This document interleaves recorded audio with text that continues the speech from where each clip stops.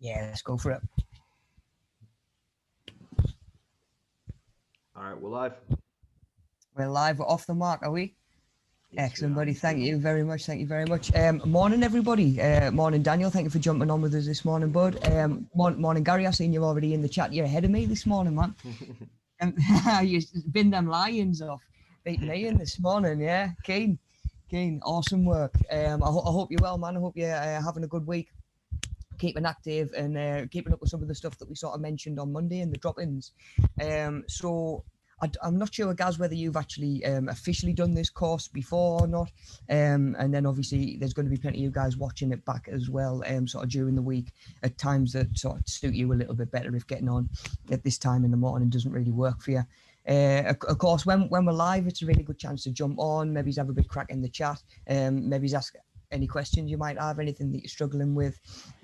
And then, of course, if you are watching back, it doesn't mean that you can't just drop me an email, if there's something that you are struggling with, if you do need that one-on-one Zoom call, just to make sure that you're really sort of caught up with stuff and just make everything make sense, So with it being the first week of a new course, we're just going to have a bit of an overview today, just have a sort of an idea of everything that's going to be coming up, everything that we've got to look forward to. And again, it gives you just an idea what to expect. We can break it down sort of step by step. We're going to see what's coming, and then little bits like the paperwork and the workbooks and stuff like that are going to make a little bit more sense as well.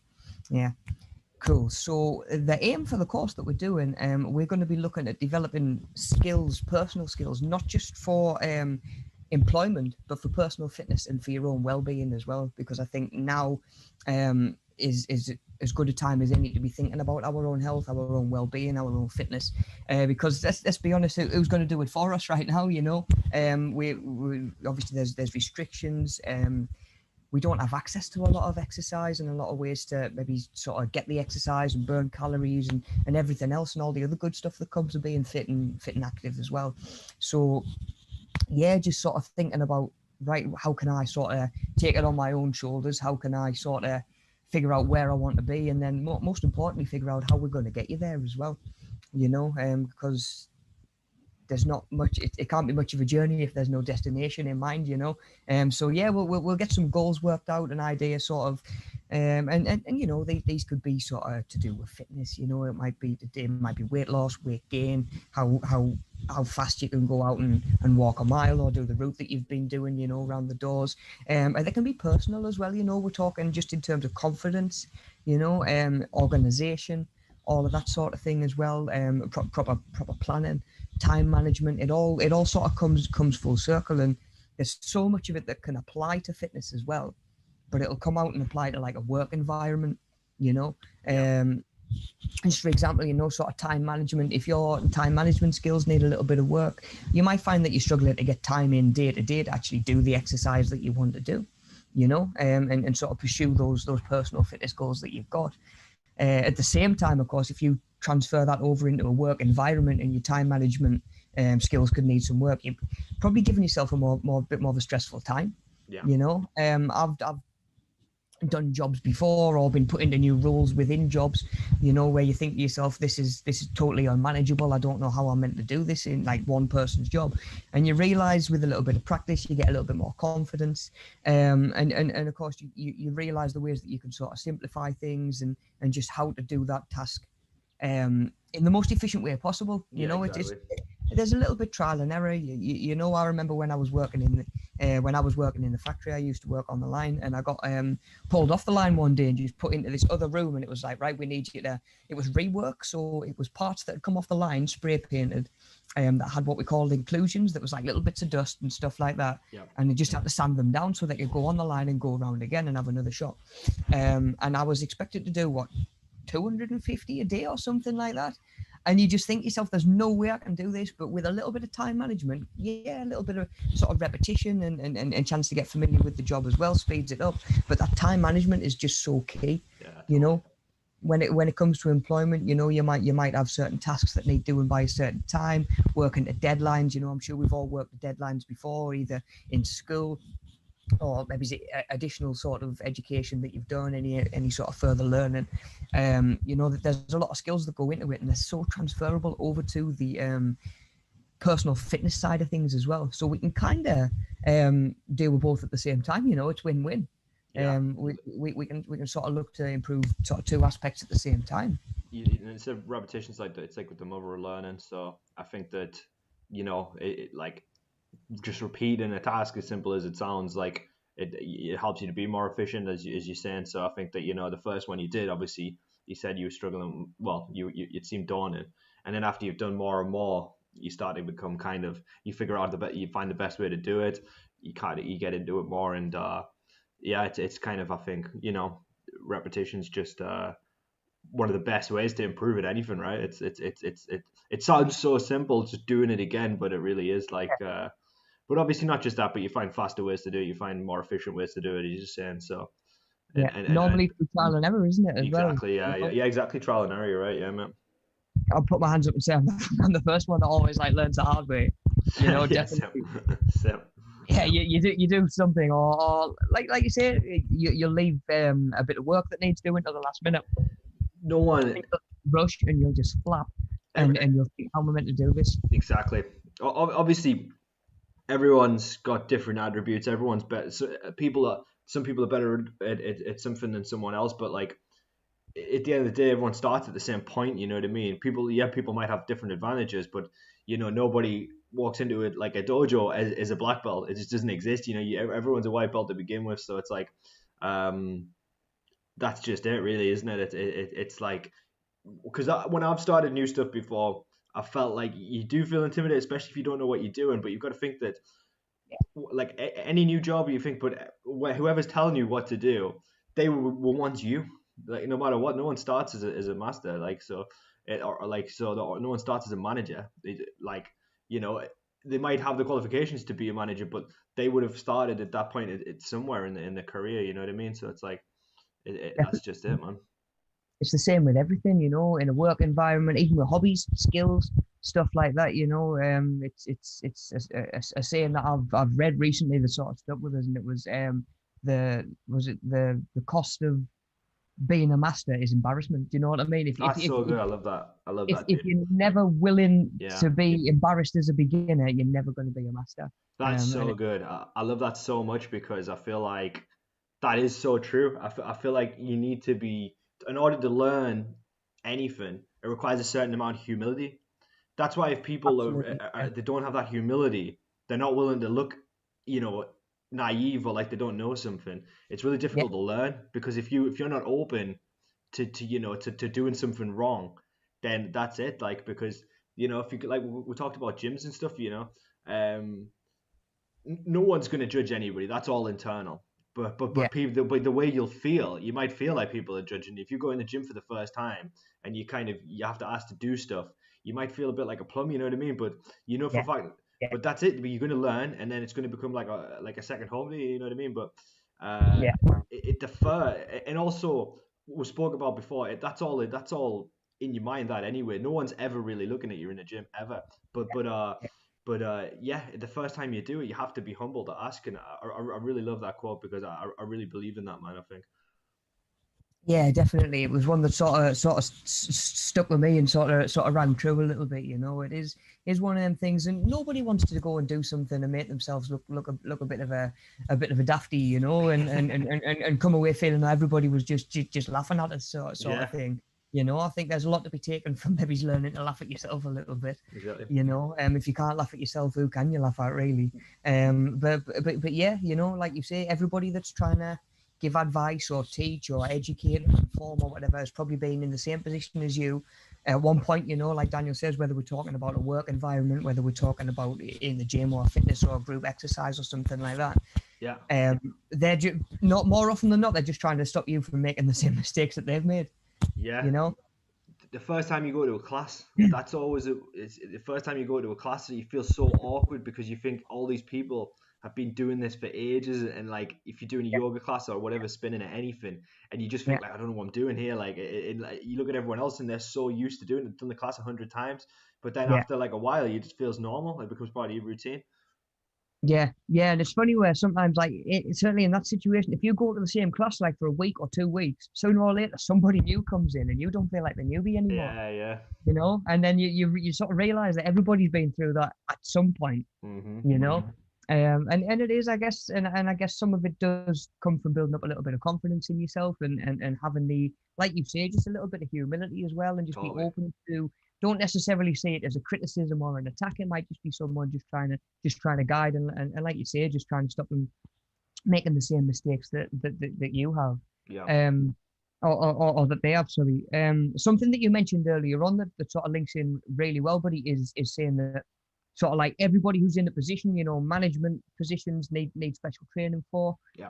That there's a lot of jobs within certain areas, certain industries that need specific qualifications for, which is kind of what we're going to look at as part of the course as well. We're going to do a little bit of digging into just different vocations, Sure. because it's so easy to say, right, I'm looking for work or whatever, but then I'm trying to find something that's actually sort of suited to yourself, Yeah. your own personal skills, your own qualities. Can you be honest with yourself and say, oh, do you know what, I'm maybe not so good with that.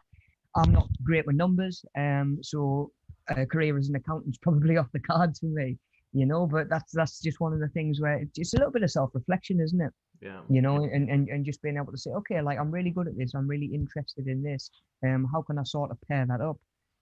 So just in case it's not a term that you've sort of come across before, a vocation is usually someone's employment or main occupation, especially regarded as worthy and requiring like a lot of dedication, like a main career, like a main job, or sort of like a main role or responsibility.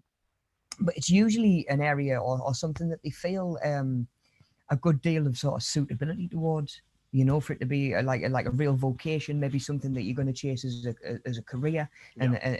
and a passion as well, rather than say a job. We all have phases where we maybe have to take a job just to pay bills and all of that sort of thing as well. Not every job that you ever do is going to be a passion or something that you No. that you chase down for a career, but it's something to sort of consider. And the earlier we start to consider stuff like that, we can start to try and move in a direction of stuff that really genuinely interests us, Mm-hmm. which makes the whole process of applying for work, going to work, staying in work, it makes it so much more sort of relatable, enjoyable as well. Even if it's something that you're passionate about. What is it they say? If you're passionate about something, you'll never work a day in your life. Yeah. There you you, go. you, That's you, true, you man. know Well, dude, like, and that's it. I think that like no no job's less than any other job. There's no like jobs which are not, because any job that you can think of, I think it gets paid, and a lot of jobs that people might think are maybe like a harder job or a job that you won't want. They've probably got really good benefits. Like I know that I don't know the correct word here, so forgive me, but bin man. I'm sure that's not the yeah right word, but yeah like yeah yeah bin yeah man. They work for the council. You get so many good benefits. You get a great pension. You get great holidays. So there's a lot of good benefits. That's a good job. They wake up at, like, they have to get up early. They do the shift, and then they're done for the whole day, and then that's it. And it's actually that is like a really good job. But a lot of yeah people, but some people wouldn't see it that way. But it is, and but going back to kind of passions and stuff, if you're lucky enough to get a job you're passionate, that's brilliant. And one of our learners, we all love video games, and he got a job in a video game shack, where he plays games all day and he teaches people how to play games, and it's like that's a job that exists. So it's like you can get yeah that job. One of our learners has got that job. yeah So I love movies. Getting a job, like, well, the job I'm doing now is obviously great for that, but like even like a job in a cinema or something like that, that's any one of my friends, that's a great job. You can watch movies for free all the time as soon as they come out, before anybody else. Brilliant. So it's like there are those jobs. Yeah, definitely. Like you say, every job is going to come with pros and cons, isn't it? Yeah. No job's perfect. No job's going to be easy to do every day. There might be jobs that you don't even necessarily enjoy every day. Hmm. But it's important to realize that early as well. That there's sort of ups and downs that come with it. But there's so many different areas we can go into. Depending on, like you say, there's jobs out there that we'd never even think about. Do you know what I mean? It's not all 9 to 5 in an office, or it's not all whatever it is, whatever idea it is that you've got built up in your mind. There's so much more work out there that needs doing. It's absolutely crazy, jobs like you say that you'd never even think of. Testing games to work out bugs and stuff like that. Like you say. I know it's a different route of employment altogether, but you even look at like being a YouTuber is a job now. Yeah. You can be a pro games player, as in like actually esports and stuff like that, and in competitions.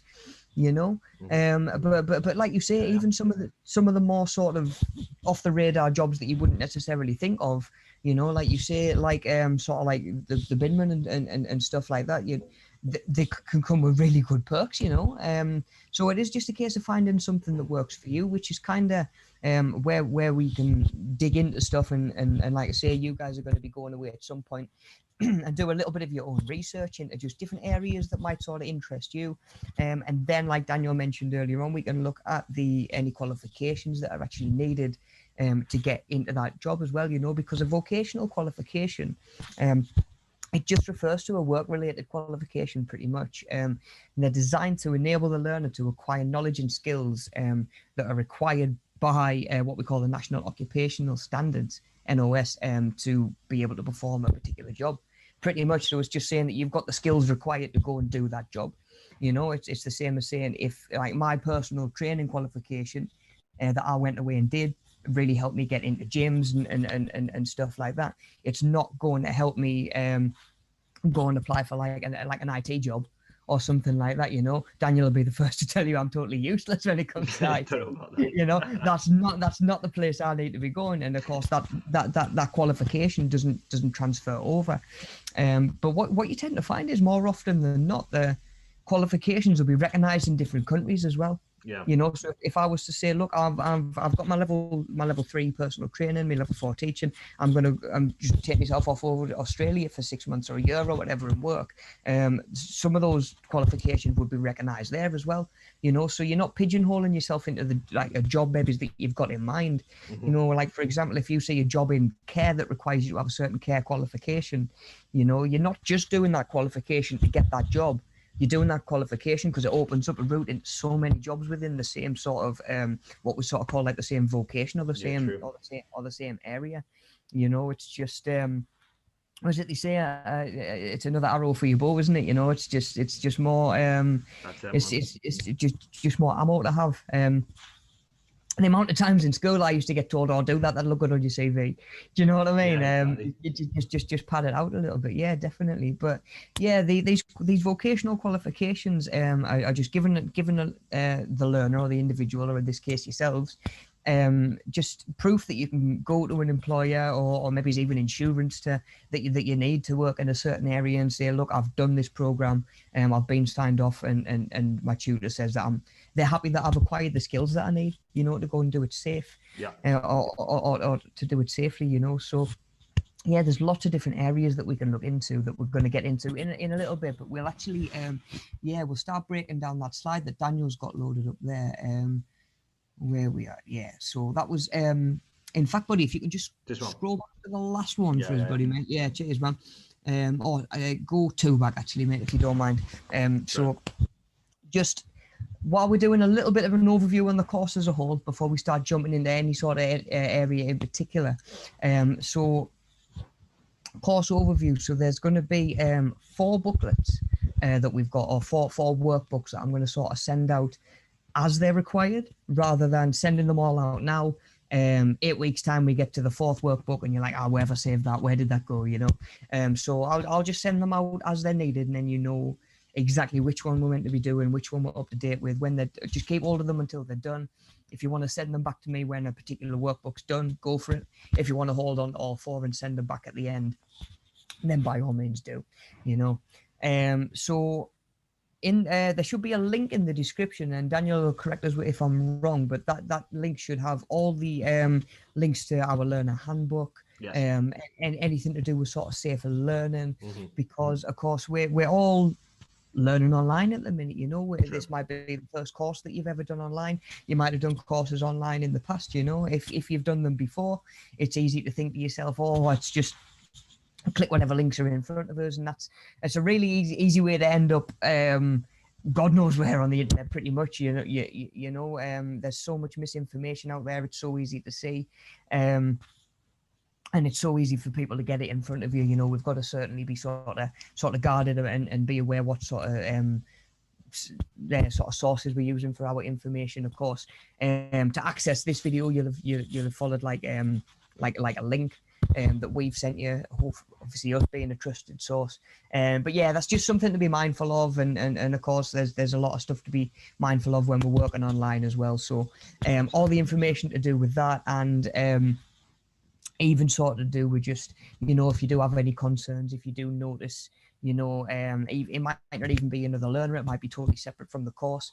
It might just be somebody that you're sort of in contact with, from a distance at the minute, like we all are.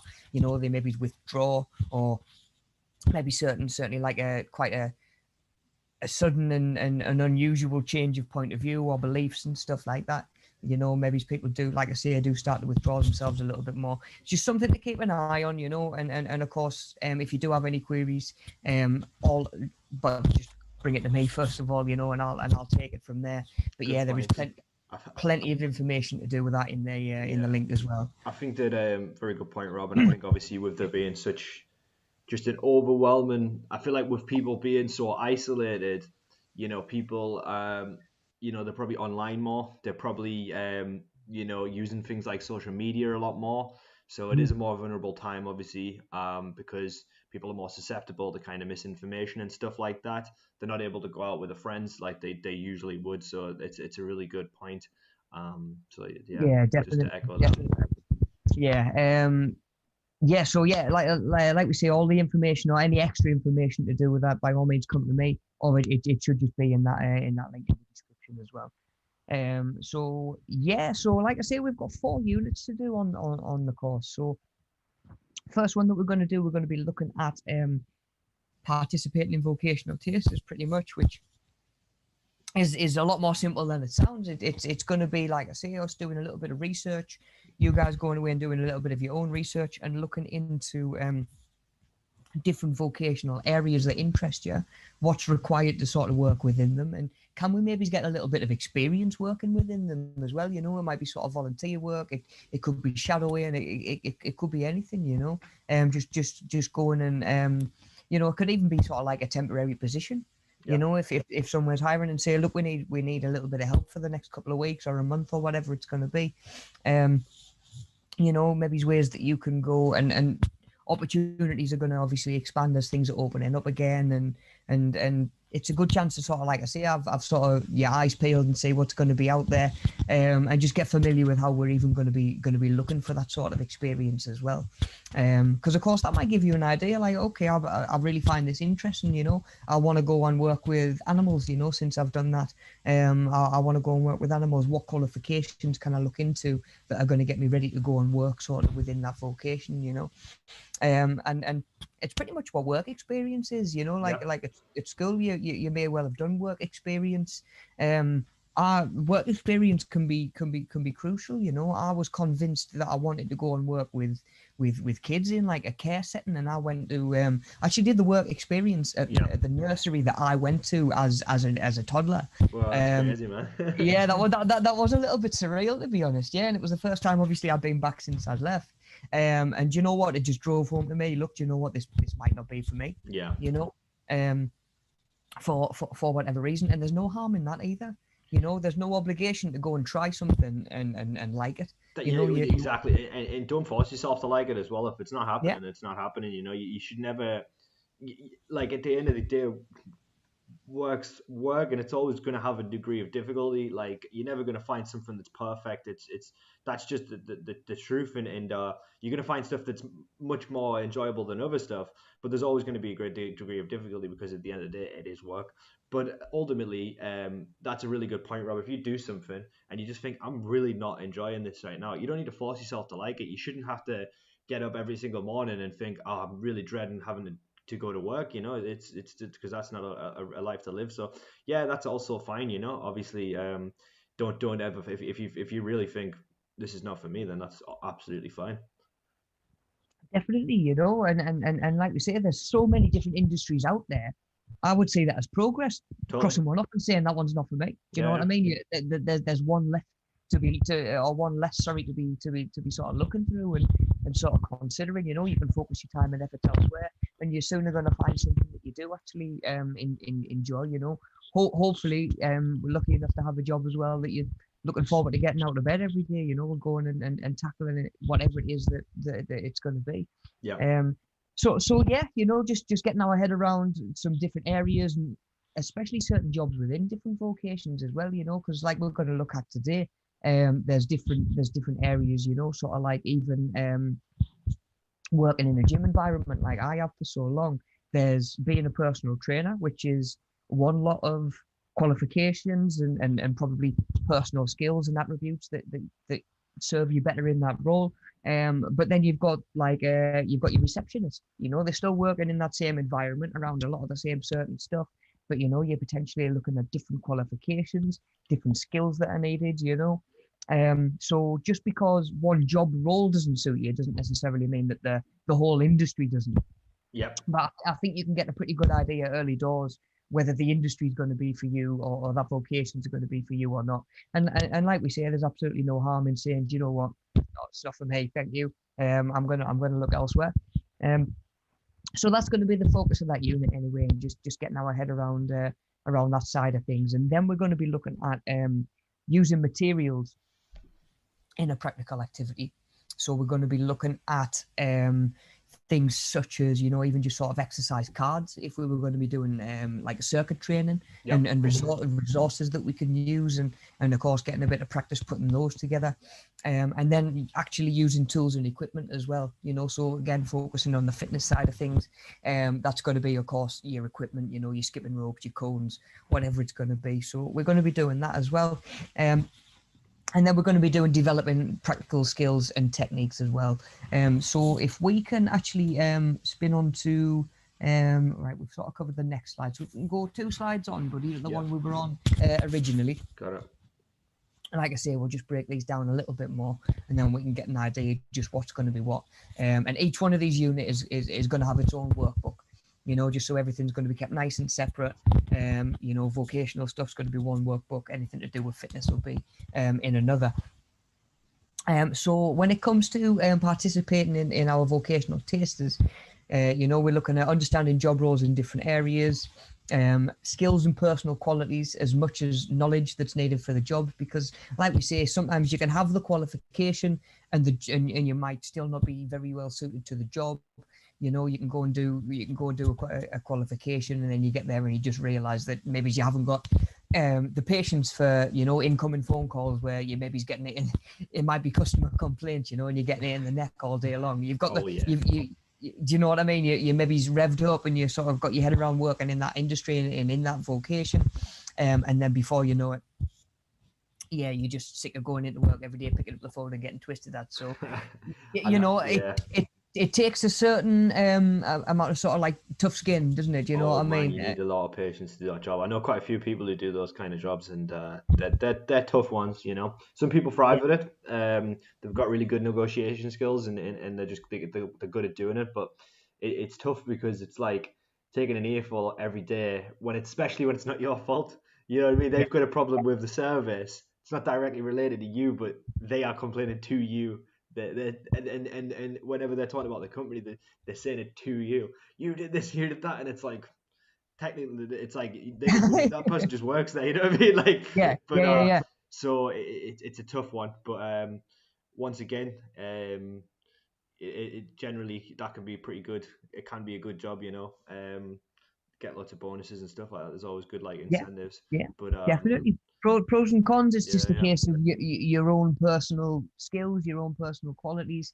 What makes you you. Really, at the end of the day, we're all different, and I think that should be celebrated. We shouldn't try and pigeonhole ourselves into it and shoehorn ourselves into a job role that doesn't necessarily suit. Again, I know that there's times where we need to take jobs that wouldn't be our first choice of job, maybe. Yeah. Especially at the minute, the amount of jobs that have been lost through COVID and stuff like that, and again the amount of people that are going to be looking for work as things are allowed to open up again. You know, it's a really good time to, like I say, just start getting an idea of what interests you, and what job roles you might think that you'd be suited for. You know, my mum moved into a care work role a couple of years ago, that was kind of not entirely end of life, you know, but it's going to be for the rest of their life. You know, that they're probably not going to leave care again. And I just admire her for her ability to go and do that. You know, because I don't think I could. You No. know, just obviously in terms of building relationships with the clientele and stuff like that. And plus there's certain aspects of the job to do with hygiene that I might not do very well with either, you know. But there's a saints, you know, there's a saints that go and do this work, you know. Anyone working for the NHS right now and for the last year, you know, I absolutely commend the work rate and the effort that's gone in. Because not everybody's capable of doing that, you know. It's really hard And work. That yeah, yeah, jobs in the NHS, nurses, and so on. It's that's really really difficult work. That so. definitely, yeah. And for me, you know, I think it is just that realization of I've got certain personal skills and qualities that don't match up with what would be necessary, you know, to help me sort of excel at that job, you know. So yeah, you know, just because a job isn't suitable for somebody else doesn't necessarily mean it wouldn't be suitable for you. You know, it might be something that you're really good at, and like Daniel says, you might not even have thought about it as a job that's available. Um, okay, so we're actually going to be looking at a website as well that's going to help us dig into some of these vocational sort of options that are out there to us. So it's do-it-.org. Is that right? Yep, that's it, mate. Do-it.org. Yeah, I'm not used to reading websites out loud. Yeah. Well, And, websites that have got a hyphen in them as well, so it's like yeah, definitely throws a curveball. yeah, Yeah, and just looking at some local volunteering if you can, you know, that could be sort of like I say, anything that's available. You know, it could be even things down to you know, you might have neighbours that are shielding or really sort of struggling with health issues, stuff like yeah. that. You know, can you volunteer to take the dog for a walk for them? You know, Yeah, that's or just something like that. You know, it gives you an idea of, right, I'm working with an animal. it's a good job. It's a good that as well because it's a two in one. You're getting your work experience, and at the same time, more often than not, you're working for a charity with that organization. So it's like Yeah. you know they'll have like a job doing retail in you know a charity shop clothes store. So there you know you Yeah. learn how to deal with customers. You're getting retail experience. You're probably going to get till trained, and you're Uh-huh. also doing something for charity. So it's like it's a two in one. Yeah.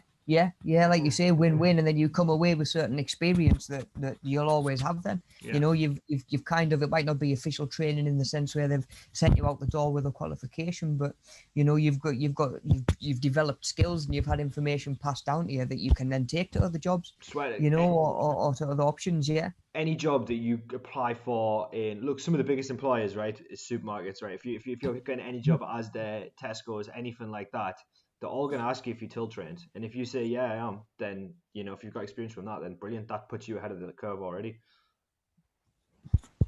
Definitely does. Yeah.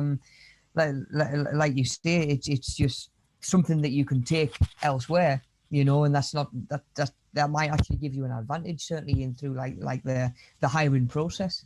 You know, it could come down to the difference between, or they've got two candidates, one of them has worked with worked with the public before and is till trained and the other isn't, you know. Sort of like we said earlier on, it's just a case of getting as much experience as you can, not only to point you yourself in the right direction, but you can go to an employer and say, look, I could really be beneficial to you. You know, I could really come in and do the job and do it well. And I think that confidence definitely comes across in an interview, and certainly like in the hiring process. But yeah, that's definitely a website to sort of check out. We'll get a chance to look at it maybe next week, and we can have a look at it together. But yeah, just over the next week, just try and get familiar with that website. And like you'll see in the workbook, there's actually like instructions on how to use the site and stuff like that. So we'll break those down at the end of the session, before we sort of before we sort of wrap up for the day, we'll actually look at the workbook. Something else worth mentioning, actually, each session that we're going to do is going to have a fitness video at the end, one that I've sort of put together myself, ones that I've done in the house over lockdown, so by all means give those a go as well. It's a really good opportunity to maybe do some stuff and be a little bit more active, be a little bit more healthy than we have been for maybe the last year. Like I say, for a lot of us, we've been limited to just walking around the same areas for the thick end of 12 months now, really. It might be a nice change for you to say, do you know what, I'm going to mix something up, I'm just going to give it a go. And of course, I've always got different variations of exercises as well. So if there's one that you think, oh, do you know what, my knees might not like that, my back isn't so great when I'm doing that sort of thing, there will be alternatives for you to do as well. So yeah, by all means, give it a go. Let me know how you get on. I'm always keen to know how you're getting on. But yeah, definitely. Those are going to run at the end of each session. If you do want to pause them or come back to them again, by all means do. But yeah, just a good chance to get you moving. And today's is just a nice stretching video as well. Because if it is the first exercise that you're doing for a while, or certainly the first resistance training that you're going to have done for a while, just a nice, easy one to ease you in. Yeah, definitely. But yeah, that's so that'll be at the end of each session as well. By all means, like I say, pause them and come back to them if you want to wait till you've got a little bit more chance or a little bit more space to do it. Okay, so just finishing up this slide, we're looking at health and safety issues as well, risk assessment and how to minimize risk. That can be within vocations as well as within sort of like the fitness industry and stuff like that. And then, like I say, looking at your own strengths and weaknesses and a little bit of just honest reflection to say, what am I good at? What do I feel like I'm not so good at? What would I like to be better at even? Give yourself something to work towards. Positives and negatives of certain job roles. Me and Daniel have talked a little bit already. Any job's going to have its ups and downs. There's going to be stuff that you feel a little bit more natural to. There's going to be stuff that maybe takes a bit of getting used to. And sometimes it is hard to tell, are you struggling with the job in general, or are you just struggling with aspects of the job that you just need a little bit more practice at? And I think it's, like I say, nobody wants to get to the point where they're absolutely dreading going to work, or it's affecting your mental health and stuff like that. But I'd also be keen to say, like, don't maybe make a snap judgment. Give yourself a little bit of time to get maybe his first day jitters out of the way, because who doesn't feel nervous on day one? I remember the first day I went into a gym as a qualified personal trainer. It's like, okay, all of a sudden I'm qualified, so now I've got to go over and tell people that they should be listening to my advice, not only listening to my advice, but essentially paying for my advice, because I was self-employed, as a personal trainer. And not only have you got that, you've got the other trainers that have maybe been there for however long they've been there. Going into any job, like we say, there's going to be people that have been there longer than you have. It's natural when you're a newbie that you're going to have people that have been there longer than you. For me, that was a strange sort of transition over to go from sort of gym customer and gym client to, okay, all of a sudden I'm approaching people now and saying, look, let me just give you a little bit of advice. Like, if I hadn't stuck it out for more than a couple of weeks and got used to that, right, I'm approaching people, I've got certain things that are required of me for the business to work. If I'd have just gone on those first day nerves and those first day jitters, I'd have been back in the factory within a month. I'd have just gone back to what I knew previously. Yeah. So yeah, there are going to be pros and cons. Don't necessarily let the pros think you that the job's always going to be plain sailing, and don't let the negatives sort of persuade you that every day is going to be a failure and every day is going to be exactly the same. It's just a balancing act, isn't it, buddy? It's just like weighing things up. It's weighing up the pros and cons, which you can even write them down. Sometimes, if you've ever done the old column where you give yourself two lists, pros and cons, and just jot some stuff down. I find it's quite helpful to get stuff out, get stuff out in the open, get stuff out on paper, and you can really sort of reflect on it a little bit better. It takes time as well, doesn't it, to get yourself Oh, used to it. It's like, if it's completely different, the job, at first it's going to be foreign to you, and it's just kind of getting yourself used to it. And then, so never judge it immediately. Like it's easy to say like immediately, like I'm not sure about this, but if you give it a little bit of time, and then you can really make your mind up. Yeah, You know. yeah, definitely, buddy. Yeah, and then of course you can make the decision eventually. You know, you weigh up the pros and cons. You can sort of step back from that, and you can look at sort of other factors as well. You know, like I say, your personal skills. Do you feel as though things are going to get better with time and repetition and a little bit of sort of familiarity, or do you resign yourself to know this might actually be like this all the time, and it's not for me? And that only comes with like we say, a little bit of time and a little bit of trial and error as well. But then of course, the more that we sort of write off and say, do you know what, that's not for me, it points us, like we say, more in the right direction of what jobs are you suited to? You know, what job roles do serve you better? Because I think if you can set yourself up for success, obviously you're laughing if you can go into a job where you're giving yourself every chance to thrive and succeed. You're going to have a totally different experience to just throwing yourself into something that you potentially and probably going to hate from day one. True. You know, so yeah, we can sort of that's something that we're going to do over the course or the duration of the course as well, looking at just jobs that we might actually be better suited to than others, and seeing how we can move towards those vocations. Okay, buddy. So if we can spin on from there, please, mate. Where the next slide is just looking at the next unit. So that unit's going to be the use of materials in a practical activity. So it's going to run alongside the tools and equipment unit that I was on about earlier on, because they're both to do with practical activities and to do with fitness. So on the right hand side there, we've got an example of like an exercise card. So if I was running a circuit where I had, say, maybe 10 stations, and I had different exercises for everybody to be doing, if I'm planning on having one person on each station at a time, it's really hard to sort of keep an eye on everybody and give coaching tips and make sure everybody's going to be doing the right thing and knowing what they're doing. So stuff like this, it's a material that we can use to make the job a little bit easier. You know, it's peace of mind for me. The clients get to each station and they know exactly what it is they're supposed to be doing.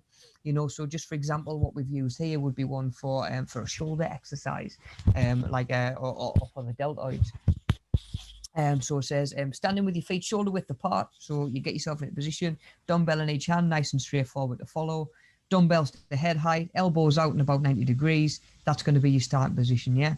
So the lifter then raises the dumbbells overhead by pressing the palms of the hands against the underside of the dumbbells and then lower into the starting position, yeah? So you're just pressing up and then pull them back down again. Now, if I was trying to do that with 10 different exercises all at the same time and everybody's waiting, you know, say the circuit might be you do 60 seconds on each station.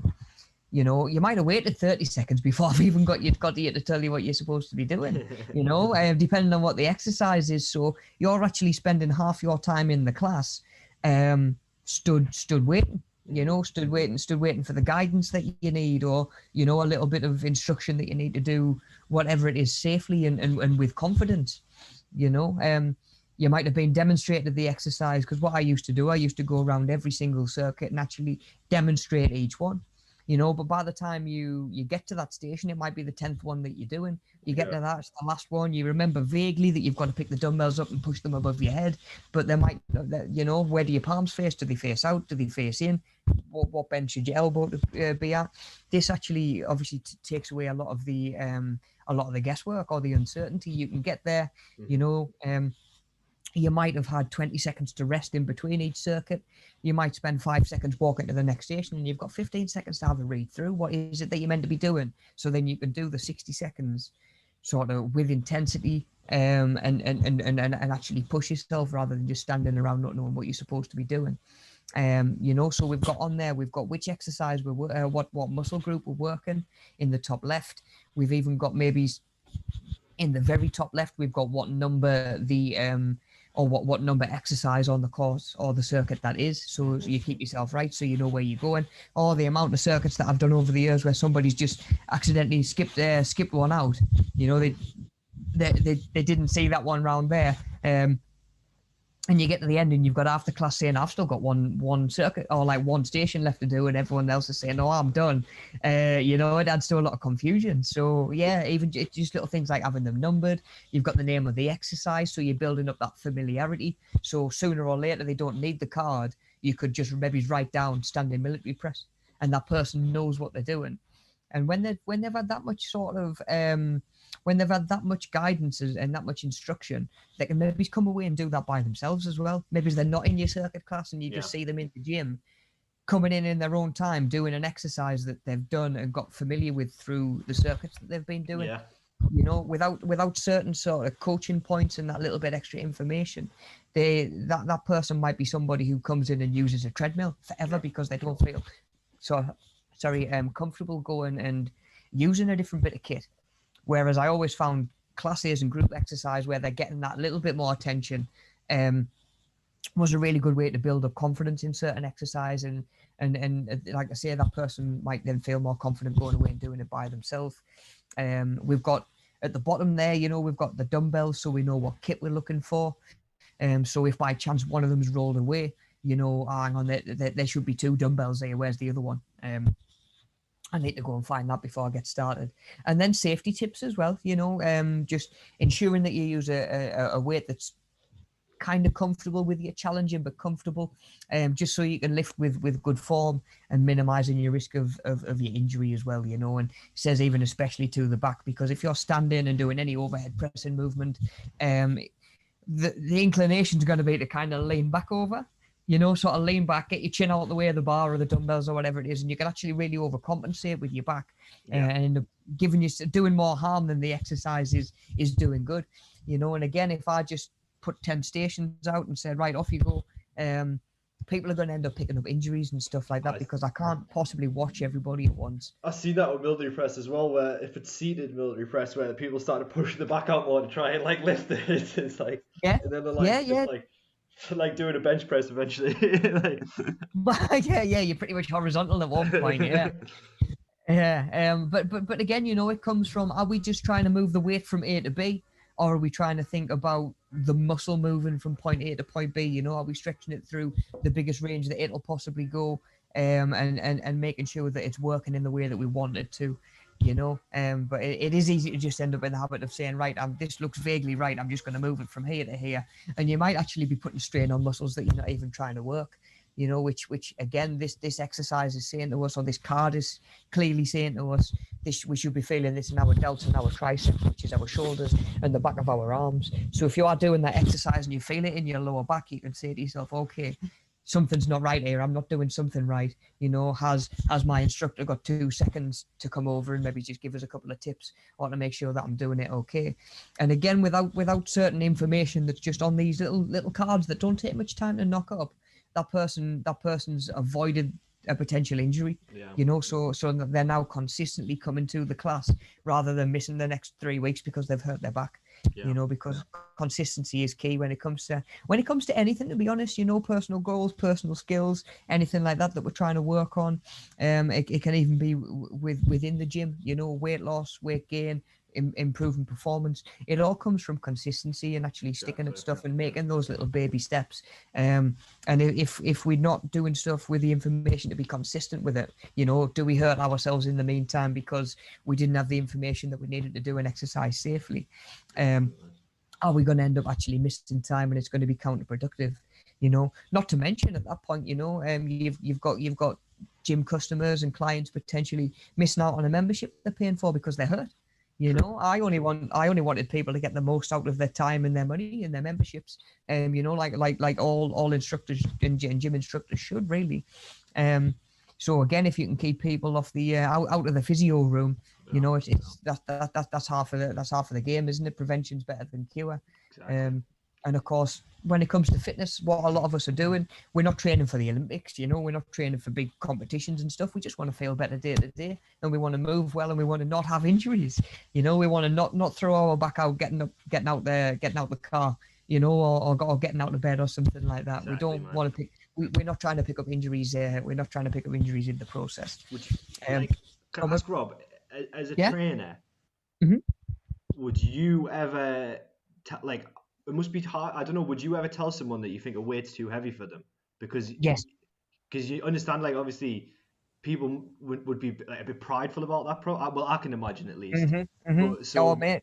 have you had to ever say, like, listen, I think that's a bit too much, or Oh, definitely, definitely. Certainly with clients, maybe clients that are like getting into the mindset of, oh, I need to go heavier every week. yeah, That's on me to put the brakes on at the high end and just say, look, like your form was struggling a little bit on them last couple of reps. yeah, We want to make sure we're hitting 12 reps for whatever reason. We don't want to go heavier and make the sacrifice and stop at 8 reps. We want those 12, for whatever reason that might be. We need to make sure that we're getting that form, and that's not necessarily thinking about injuries. That's just thinking about sticking to the program. yeah. I have had people on the gym floor, and again, it was something that really made me. It was just something I was a little bit conscious about when I first started. Truth be told, going up to somebody who is twice my weight or twice my size, doing a deadlift, who's maybe lifted that weight for 10 years, and I all of a sudden, like I say, I've got my new certificate in my hand, all qualified now. You're gonna hurt yourself doing that. And he's like, oh wait, I've literally had I've lifted this weight for 10 years, I'll be fine. And it's like, well, I've tried, Yeah. It gets to the point where you're sort of hesitant about going over and saying to somebody, look, try and look at the way you're doing that, you're going to hurt yourself. And it was something that you got a little bit more, I felt like I got a little bit more tactful with over time, maybe go over and say, Sugarcoated. why don't you try it this way, That's a good idea, yeah. or have you thought about doing this because it changes up the load on the hamstrings in a different way, or doing it this way? Do you know what I mean? And it's not necessarily going up and saying you're doing this wrong, but it's saying you could be getting more out of this, or you could be fine tuning the effect that this is having on your body a little bit more, but that was something that did sort of, truth be told, it threw me off a little bit early doors, and that's why I'm saying, coming back to those positives and those negatives. If I'd have assumed that everybody was going to react like that when I went up and tried to give them a little bit of advice, I'd have left the job within 6 months of starting. I'd have done my qualification essentially for potentially for nothing. Again, that qualification opens up a lot of doors, and a lot of sort of areas you can go to. But that was the job I'd done it for. Yeah. And like I say, it hasn't all been sort of singing and dancing since day one. I actually had people come over early doors while I was training clients. I remember I had one person doing a chest press, and one person literally came over. I was behind her spotting her, hands on elbows, making sure that she's got the form right, and I'd form if she was struggling. And somebody literally came over, grabbed her wrists, and guided them through a totally different range. And I was absolutely gobsmacked. And it was somebody that I'd sort of had a little bit crack with on the gym floor, and I didn't know whether that just thought that was their invitation to overstep their mark, or do you know, they thought that they knew better. But it was a case of actually came over and said, oh, well, if you want to be working your chest, you need to come out wider. I was like, well, yeah, but it's a tricep press.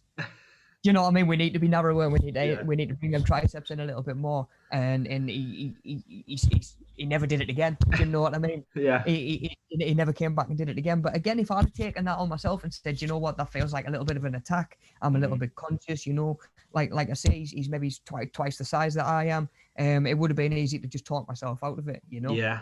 There's realizing parts of the jobs that are going to get better, and then, like I say, just maybe developing a little bit of a tougher skin against the stuff that is kind of inevitable with the job. Because I realize there's going to be lots of people you go up to and say that's just too heavy for you. Yeah. You're going to hurt yourself. They don't want to hear it. Usually these ego lifters that just want to lift as much weight as possible, make a load of racket, hoy the dumbbells down, and then, like I say, those are the people coming to me 6 months later, or me rotate the cuffs, knackered, can you help us fix it? You know what I mean?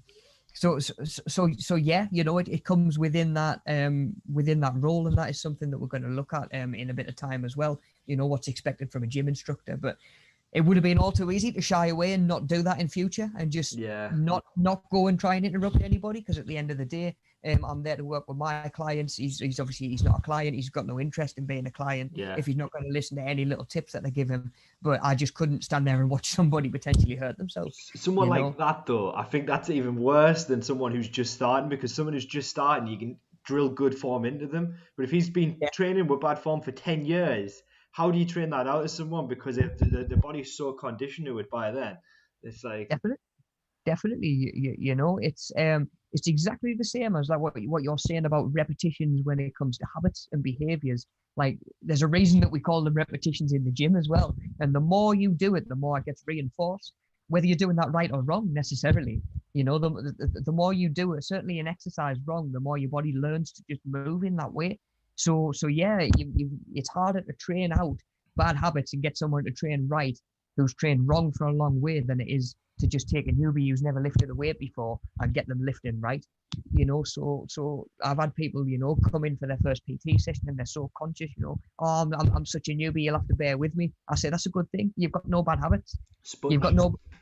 no, exactly, yeah. And you've got nothing that is drilled into you as being right that you're gonna get defensive about if I tell you it's not right. Yeah. Do you know what I mean? There's absolutely none of that at all. So again, with anything, there can be benefits to being a beginner. Mhm. You know, there definitely can. But certainly coming back to this sort of stuff, the more information that you can have to give members and give clients, obviously, the more they're going to get out of their training. Which is why stuff like these cards can come in really handy, because you can then go from working with somebody one-on-one Mhm. and helping one person to running a group class, and you're helping 10, 20 people, Yeah. in different ways. It's a lot less individualized and a lot less specific to each person individually, which is what your personal training is for. But I can be there and I can be helping 20 people make progress rather than just the one. Yeah. And I don't need to have eyes in the back of my head or the ability to pause the clock every 10 seconds to go and correct someone's form.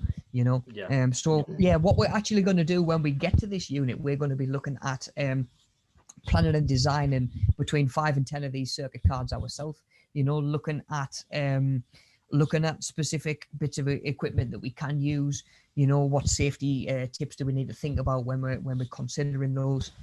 When's even suitable to use certain things? For example, if I was doing like a cardio based class, I Mhm. wouldn't have necessarily my circuits set to, or my timer set to 30 seconds, and they've got to do as many really, really heavy deadlifts as possible, because then you're working on that muscle strength and that muscle endurance, and you're not getting the cardio effect. So you might say to yourself, okay, a skipping rope's more suitable for this class, because I'm going to get the cardio effect from sort of skipping on the spot. So again, there's sort of times and place for different bits of kit to be used, and that's something that we're going to look at down the line as well. Looking at the next slide quickly, buddy, that kind of blends over into the unit that's going to run alongside the user materials one, and that's using the tools and equipment as well, in some kind of practical activity. So we're going to be looking at specific fitness kit used in a circuit training class, or your typical circuit training class.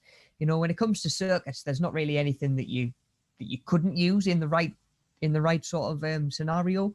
Like I've done circuits where each station has been an actual resistance machine in the gym. We used to run a boot camp on a Sunday morning before the gym actually opened. So we had all the kit, we had all the machines, we had all the space just to that boot camp, and dedicated to that boot camp. So you can use the squat rack, you can get around and use some of the dumbbells, and you can get on the leg press machine. It's not just going over and grabbing a little bit of kit and doing something with it. There's a lot of different stuff that we can use in a circuit. Some of it you're going to see more often than others. It might be your medicine balls, it might be your tires that you're doing flips on, it could be your skipping rope, it could be your lighter dumbbells. The dumbbell trees that you see that are like 1 to 10 kilograms. They tend to be perfect. Just little lighter pairs of dumbbells, because they're so manageable for everybody. And you're reducing that risk of injury. But when you're working for time, you're still going to get that burn as well. Oh, 100%. Like Yeah. If you pick up like 5 kilogram dumbbells and you do 10 bicep curls, you might put them down and think, oh, that wasn't so bad. I can do double that for bicep curls. In a circuit, in a circuit setting, you might get there and have your 5 kilograms, but you've got to do it for 60 seconds. So you're not doing 10 repetitions. You might get 43, 44, whatever it's going to be. It doesn't matter how many you get. What matters is that you're working continuously through the set. And those 5 kilograms can actually be heavy enough, or potentially too heavy, in that setting.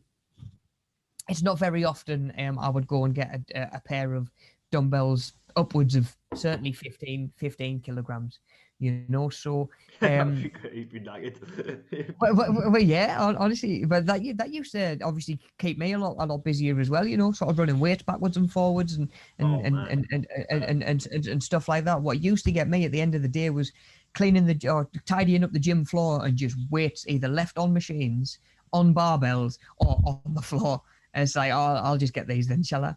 Yeah, like we spoke about it before, bro, but like there's nothing that annoys me more. I like sit down, I'm about to do my set, and then I look and there's like, there's only one weight of a pair missing, and I'm like, where is it? And like I'm like looking over the whole gym, and it's over someone's bench that just grabbed it to use it for bicep curl or something, and it's like you're looking over half the gym to find it. Yeah, definitely. It is. It's gym etiquette, really, isn't it? At the end of the day, well, what we did, we put up a sign that said, if you're having trouble putting the weights back, let us know. We'll ask one of the girls to do it for you. And that soon sorted it out. Yeah. That soon sorted it out. No bother. But yeah, and of course there is obviously when you are training by yourself, there's of course sharing equipment and stuff like that. But when it comes to that sort of group setting, and even training at home, if you are maybe thinking about, right, I'm looking at, I might not rush back to the gym when things open up again, because of course I think that's going to be something that everybody has to do in their own time. Going back to normal and certainly feeling comfortable in different environments. So you might be thinking to yourself, do you know what, I'd rather try and get a couple of little bits of kit and train in the house. So maybe it's like, a little dumbbell rack that runs 1 kilogram up to 10 is a lot more affordable than it is to go and get 10 upwards, Obviously talking a bit more expensive, and not everybody's going to be able to afford it, but I had a friend who had a barbell rack in his garage with some weights to do everything. Could do everything, all compound exercises, and he's got a bench as well. You could just do it on that. That's all you need, really. Is about, if you, I mean, obviously it's quite a bit more money, but if you had a rack with some weights, you're good to go. You can do more stuff with that, right? Yeah, definitely. I mean, you might even think about it the other way. Have you saved money on a gym membership over the last year with them being closed on and off? Have you been?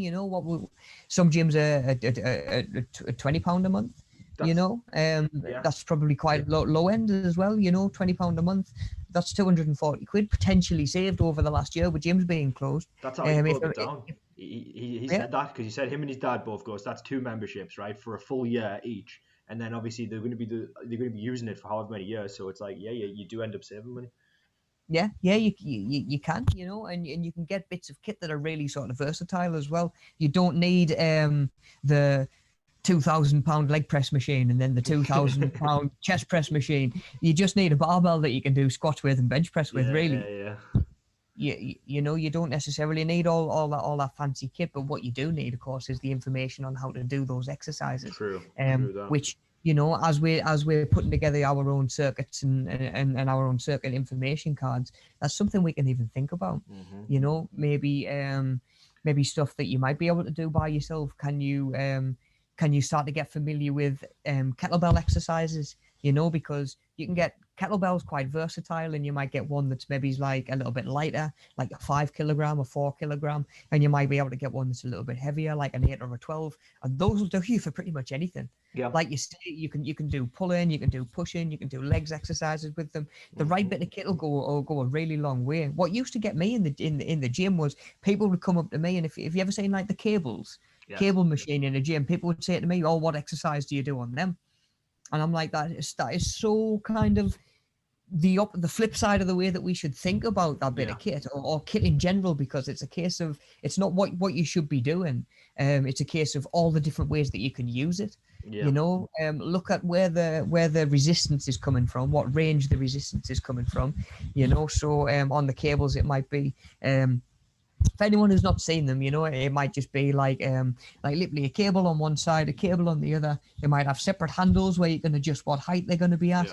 They might have different attachments you can put on the end to do different exercises with them. So like really, I used to do full body circuits on the cables, just changing height, change the attachment. You've gone from like a bar and you've got the attachment at the bottom and you're doing a bicep curl. Then you can put the attachment up at the top and do like a push down. So you've gone from biceps to triceps.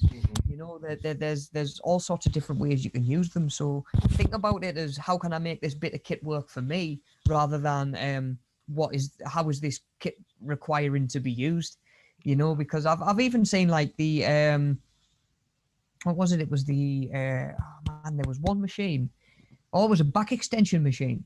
It was a back extension where you'd put the pad on your lower back and sort of like sit back against it to work your lower back muscles. I've seen those used in a way where you sort of put it over your lap instead, and you can actually do like hip thrusts or glute bridges. So again, it's not necessarily the way to use it on the machine, but if you're just using the load and the resistance against you in the right way to sort of recruit a muscle, it's going to work. And like you say, a kettlebell and a medicine ball and stuff like that, they're a lot more cost effective, and they can do so much. They can do as much as these other machines can. You just maybe don't have the physical mass and the weight. You might not have 300 kilograms worth of plates laid around the garage. But again, if you drop the 20 kilograms and do it for 60, 90 seconds, you're gonna feel it. You'll definitely feel it. So yeah, there's of course different kit that's suitable at different times. But then we've got the safety that sort of comes with them using these bits of kit as well. Like you're saying about your mate using stuff in the garage, it's nice and it's convenient. But of course, if anything, if the bar fails or snaps or anything like that, it's kind of just on them to stay on top of that, isn't it? And just no one to spot him if he goes too heavy on squats and he's like, oh my god, it's like there's no one going to be there. Oh, you see it all the time, man. On YouTube, even just videos of people going for like PBs alone in the garage, and they get pinned. Like I've seen a guy get pinned by his throat, like not just by his chest. And that's where you've got to do like what I used to call the roll of shame, where you've got to try and like squeeze yourself. Yeah, you've got to try and squeeze it out. Maybe in the name of safety, you've put the clips on the end of the bar, which is a good thing, when you're lifting things above your head, but you're now in a position where you can't tilt to one side and drop all the weight off. You've got to be safe when you're using this kit, not just in your making sure you're maintaining the kit as well, and making sure that medicine balls aren't going to burst and resistance bands aren't going to snap and take your own eye out and stuff like that. That's for you to keep on top of. In a gym environment, it's for the gym to monitor as well and to stay on top of, and of course to fund the maintenance and the repair of that kit. When you're working from home, it's just another bit of something that we've got to be conscious of. Just because your resistance band's your best friend one day and it's working now, it might go one day when it starts to get a little bit older and the rubber starts to perish. So again, we've got to be aware of stuff like that as well, especially when we're hypothetically putting these bits of kit in front of people in a circuit situation. If we were to use even little things like floor mats, what do we need to be aware of and conscious of when it comes to floor mats? They're a trip hazard for a start. If you're walking with the dumbbells and you maybe going to your next exercise, it only takes you to not look down and you trip over someone's yoga mat or somebody's exercise mat or whatever, and then you've got problems there as well. So even little bits of kit like that you might not even think that would have stuff to consider when it comes to safety. We still need to, is that bit of kit suitable for everybody that's turning up for the class? Is it worth me putting a skipping rope in if I know that somebody's coming along who's maybe got a few stone to drop before they can get their operation? Their knees aren't very good, their ankles aren't very strong. Is it a good idea to have them skipping on the spot? Probably not. Can I put something else in place that's going to benefit everybody? Or can I just give that person, when they get to that station, go over and make sure I've got the time to just give them a little bit of an alternative to do? Can I get them just sort of not skipping on the spot, but getting their arms moving like they are skipping on the spot without the impact on the joints and stuff like that. So yeah, there's of course the safety side to think about as well. So you're thinking about the safety, the suitability, how well you can monitor that with other stuff going on in the class as well, because like I say, we're not talking in a one-to-one setting where you're constantly like watching them like a hawk. But even again, that's not foolproof. You know, like I say, I think I mentioned before, I had a guy who was doing a bench press on the Smith machine, which he went to sort of latch the bar back on at the top of the range as he was like at full extension. He went to latch the bar back on, missed, and let go of the bar. And of course, he's laid on his back, and it's just hurtling with like 20 kilograms on either side. I think it was down towards his chest. Like that's gonna hurt. That's gonna hurt if that hits. You know, you're talking potential broken and bruised ribs and stuff like that. But obviously, I was there watching him like a hawk, and seeing him do it, I managed to catch it in time. You know, one that's got me a couple of times. It's never caused an accident or anything. It's after I've done like heavy squats and I go to like move back into the rack to like re-rack it, and then I've only hooked one side, so then I've literally got to like lift that side up and put it back on, and like that's a bit of a nightmare. But you know, which can be quite daunting when you're by yourself, when you've done you've maybe done a personal best, you've maybe lifted the heaviest weight you've ever done, and then you stood like, oh, it's really, you've got the jelly legs going on by that point, haven't you? And you're just struggling. Oh, please don't let anybody be watching as you're trying to get this to the side of the bar back up. But yeah, that was always something that I had to be aware of. You know, making sure that people were finishing squats and getting the weight docked in. Because of course, in that situation, they're probably absolutely buzzing that they've just hit their personal best, or they've matched it or whatever, and the first thing you want to do is get the bar down and celebrate pretty much, you know, or maybe turn around and have a bit crap with your training buddy or your partner or whoever it is, you know, and your mind might even not be on getting the bar back safely. You know, you've done the squat, you feel like master of the bar, and then all of a sudden you've got, like you say, you've got to get it up that last inch, and it seems a long way. I've seen people actually, I've seen squat racks where as the rack ends, so does like the rubber mat. So I've seen people come off the rubber mat to get clear of the squat rack, do their squat, and then as they've gone to move forward again with this bar on their back, they've actually like stubbed their toe off the rubber mat. So then you're thinking they're top heavy, they're falling forwards into the squat rack with at least 40 kilograms on their back. You know, some of the bars alone weigh 20 or 30. I know. And again, you know, that is something that you sort of learn to watch out for, and of course, obviously trying to get in and take the weight from them if you can. But then of course, it just comes with a little bit of practice and just familiarity with the exercise and the kit that you're using as well.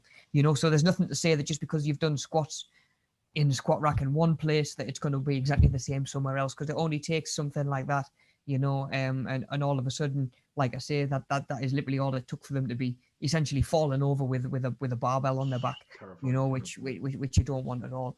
Definitely not, you know. So thing I would do with squats as well is, you know, the two like metal bars that you can put in the rack. I put them very low, so like I could get my full range of motion, but I know if I felt like I couldn't go up higher, I just needed to go slightly down and it would hit the rack, and then I could just take the weights off. So that was like a good that's something that's always worth having. Yeah, if you're by yourself, I would say if you're gonna squat by yourself and you're gonna go heavy or something that you're not 100% confident with, make sure you've got those on. I would definitely as well say make sure that the clips are on the bar, because obviously if you're halfway through a squat and one side goes, you're just gonna get pulled straight to the other side. Yeah. You really will, and you can really hurt yourself that way as well. But yeah, you've got not only how suitable is the exercise, should the person be doing that exercise in the first place, you know, is there safer ways to do it? You know, people who had not particularly great balance, and like joint stability, ankles and knees and stuff like that, I would put in the squat rack, not in the squat rack, sorry, on the leg press first. Yeah. You know, get them through that, get them used to that pushing movement with your quads and your glutes, and then you can ask those other stabilizing muscles to sort of join in and help out later on as well. But of course, like I say, just because you might think, oh, okay, he does squats, she does squats, they do that, I need to do that as well. Again, it might not be suitable for you. It's exactly the same as a job. Just because someone else can do it and do it well doesn't naturally mean that it's suitable for you, and vice versa. You know, someone who absolutely swears off a piece of kit or a piece of equipment or a job role, you might find it works really well for yourself. You know, so don't be totally swayed by other people. As important it is to get feedback and opinions and stuff like that. Always make your own final opinions and stuff. Okay, so that gives us a bit of a rough idea what we're going to be looking at during that, during those units when we get to those as well, looking really into sort of like the fitness and the kit side of things. So if we can roll next slide, please, dude. We've got the last unit that we're going to be doing, and that's developing practical skills and techniques as well. You know, so again, it's quite handy to be able to give a little bit of experience from a gym instructor's point of view and from a personal trainer's point of view. You know, but again, these are skills and techniques that cross over into other vocations and other jobs as well.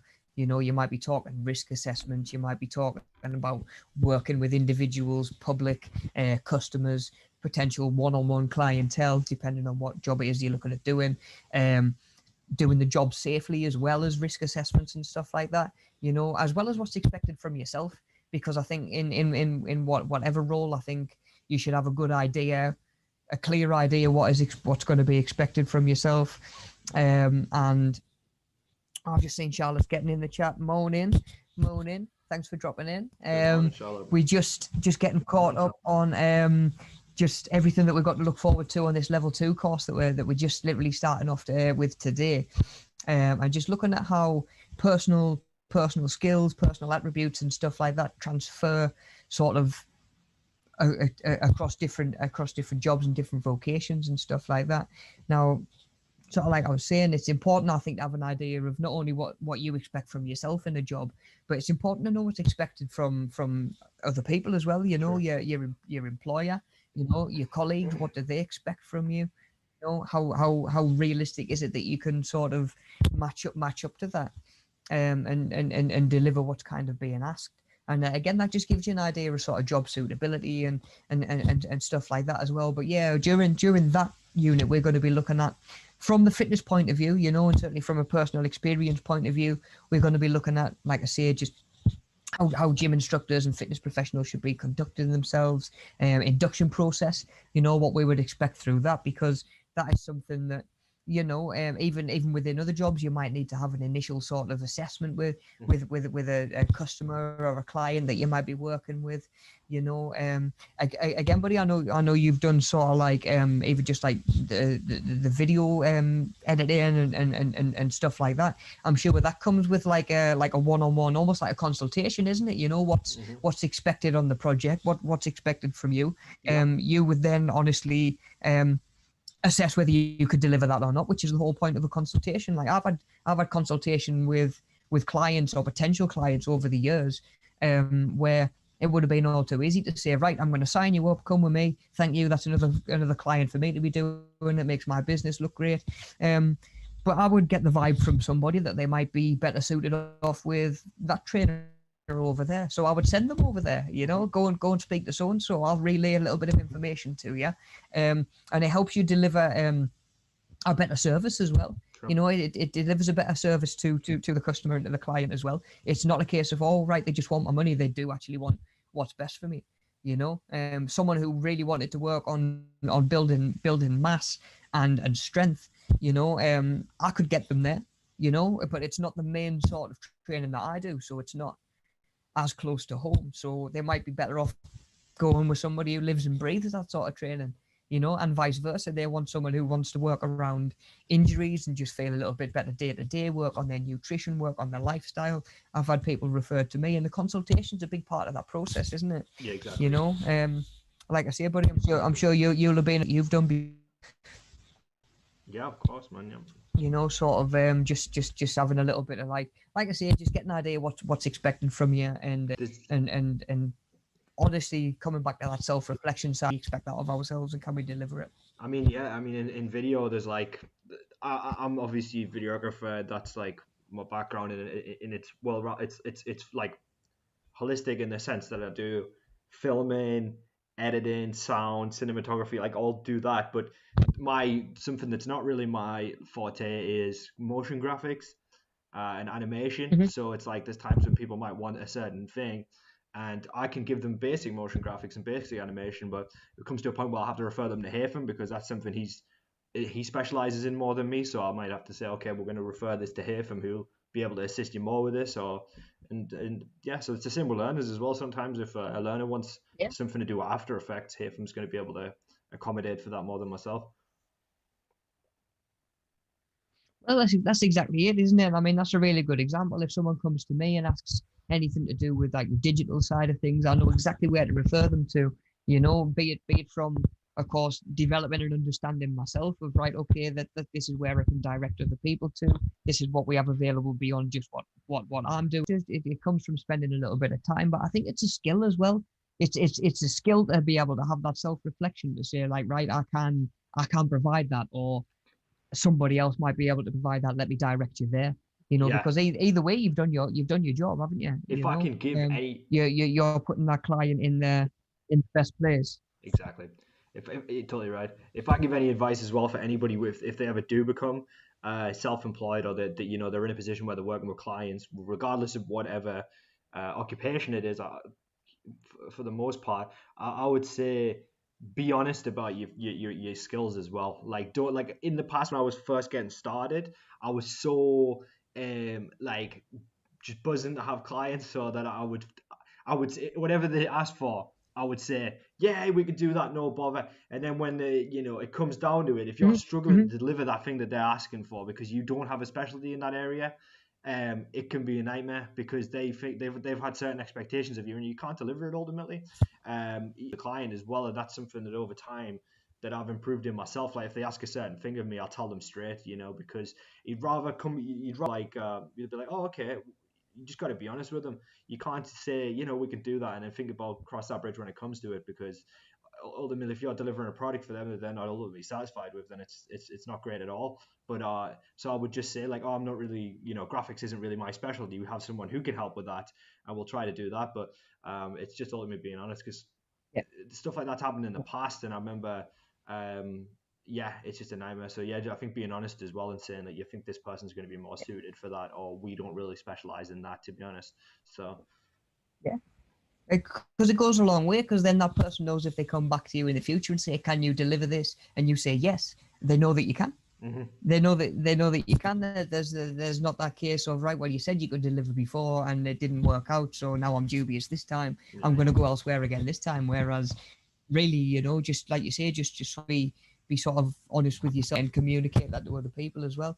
But I do think it's important to have an idea what's expected of you in a going into any job role or anything like that really, and transfer really well against across different vocations and different jobs and stuff like that. mm-hmm. So you might go into somewhere and get really and get used to working with the public from like a sort of sales over the counter point of view, which again is going to transfer really well over to if you do find yourself in doing something like telemarketing or something like that, where you're making phone calls or maybe you've got incoming calls coming your way, for a business. You've still dealt with the public. Mm-hmm. Them skills will transfer even if you realize that sort of being in a certain industry isn't for you. Like my first job that I went into, I was customer service at Argos. So I was pretty much in a position from day one where I was working with the public and interacting with people and stuff like that. And when I left and went into a job where I wasn't doing that quite as much, like you miss it a little bit, or I certainly did at the time, But then of course I go self-employed with personal training and stuff like that, and all of a sudden going up to somebody and saying, "Oh, how can I help you out?" essentially, or somebody coming up to you and saying, "Can you give me a little bit of help?" It doesn't feel so alien because I've had it before, just in a different environment. Them skills really do transfer across.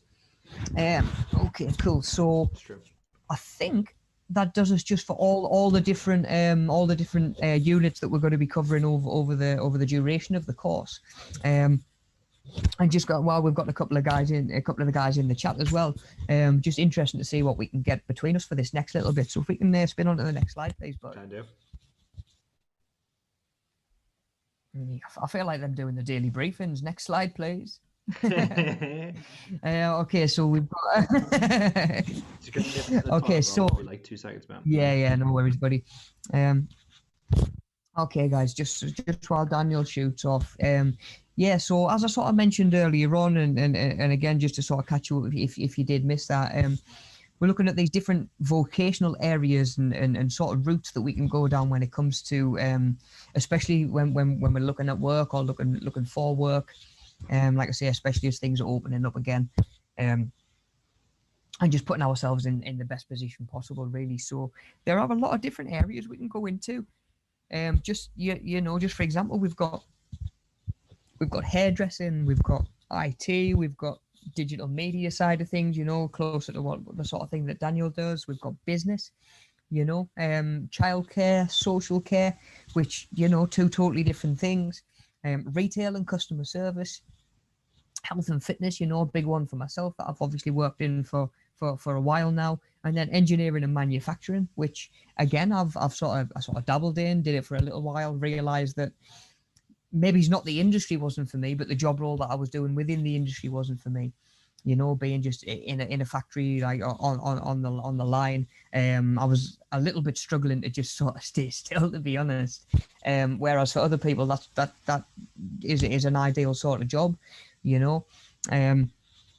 and like I say, there's different job roles within these areas that we can go into, so that wouldn't necessarily to say that, again, working in health and fitness, you might find that being a personal trainer one-on-one isn't really your thing and it doesn't really appeal to you. But whereas you might then go, okay, teaching groups and working in a group exercise environment, I really enjoy a lot more.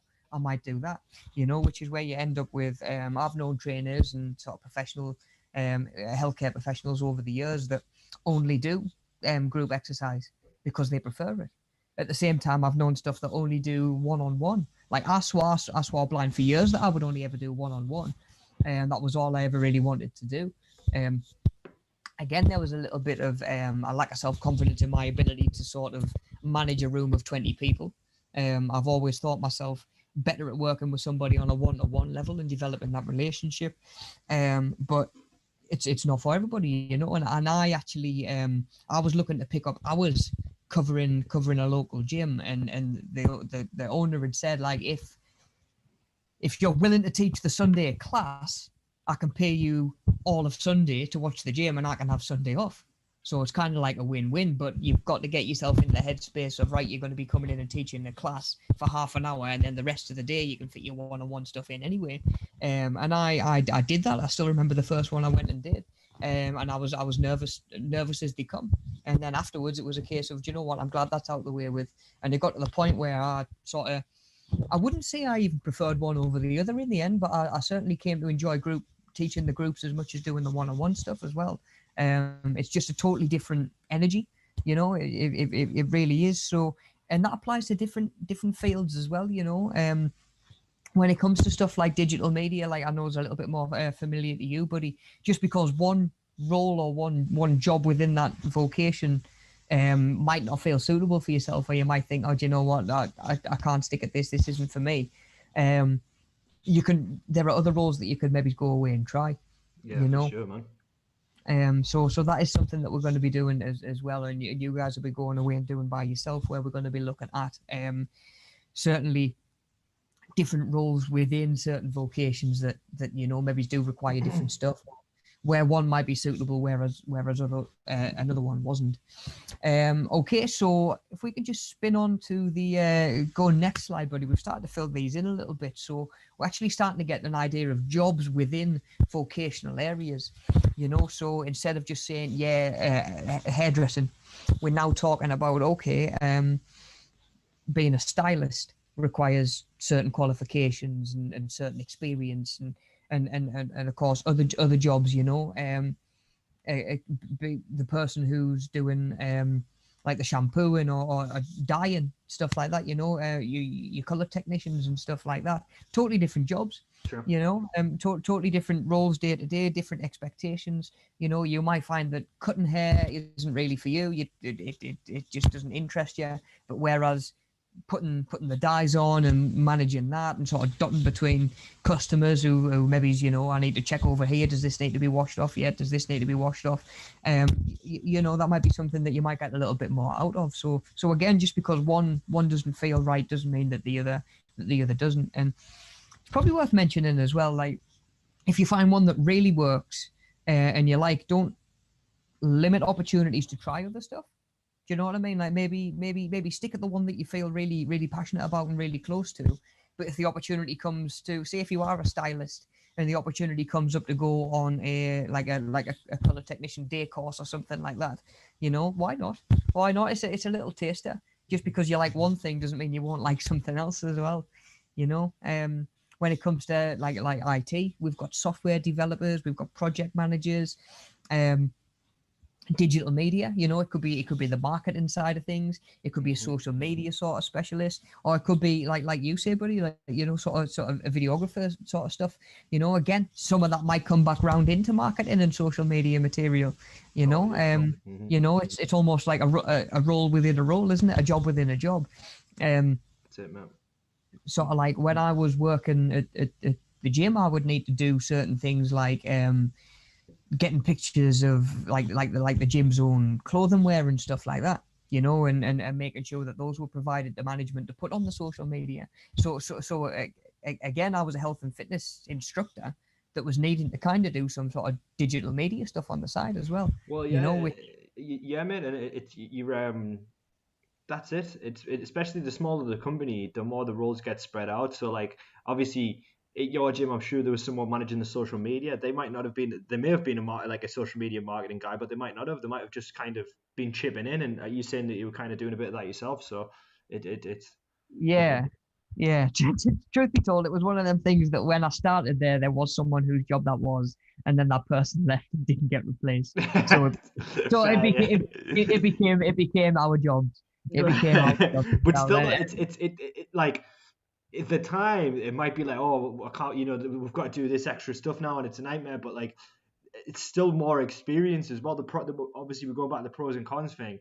You could any job you go to, you could say, well, I did this at this company, and it's you know what I mean. So it's another notch in the belt, no matter what. Yeah, and at the same time, I didn't necessarily need to leave health and fitness to realize that going on to be a social media specialist is just never going to be on the cards for me. It's just not something that speaks out to me. So that's what I'm saying. Just because you're in one vocation and really committed to one vocation, if you get the opportunity to sort of sample others, not really commit to, just sample others, it can't hurt. It definitely can't hurt. It'll either give you an idea what you want, or it'll give you an idea what you don't want. Really, at the end of the day. So yeah, even we can see there within all these different vocations, there's different jobs as well. With business, you could be human resources, you could be working in the finance side of things. It could just be working with of course there's some people that all they do is apply for funding and bids and stuff like that as well. What was that? Sorry, bud? Bid writers. Yeah, like someone specifically who writes for bids and so on, for a company. Yeah, you might have someone who just travels for the business, who makes contacts. Do you know what I mean? And just sort of rubs elbows with the right people and spreading word of mouth and stuff like that.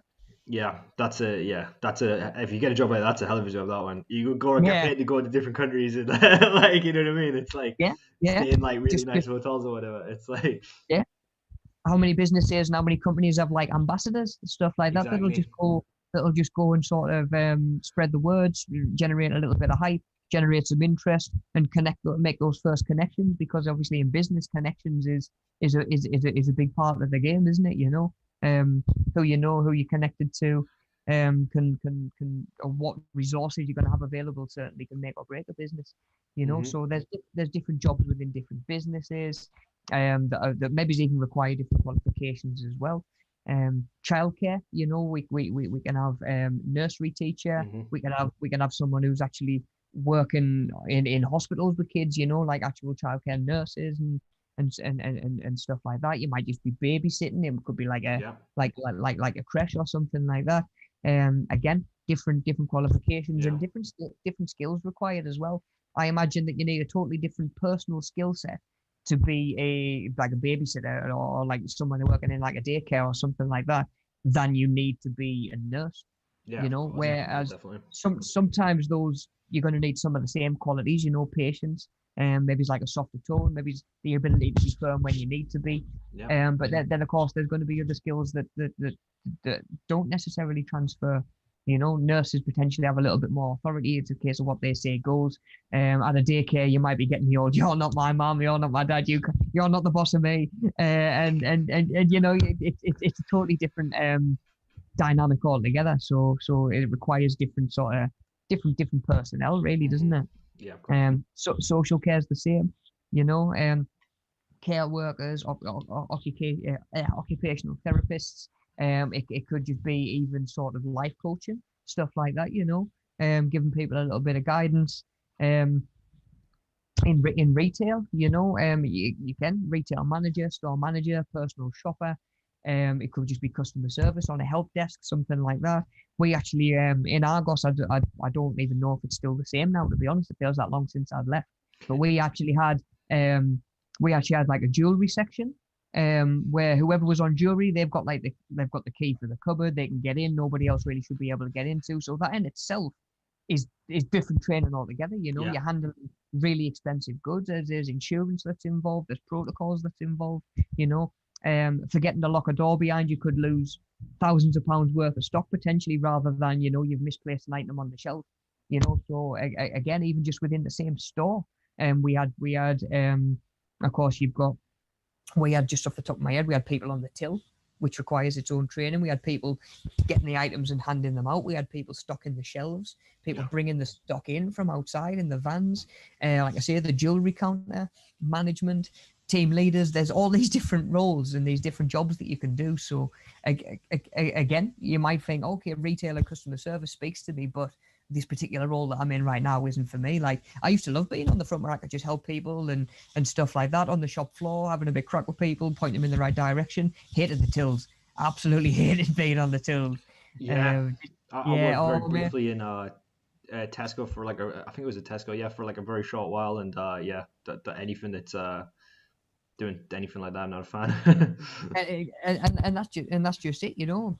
Part of it could have been because when I got my training for the job, I got trained on the tills and all the different stations within the job, and then for a year I just got put on the same job.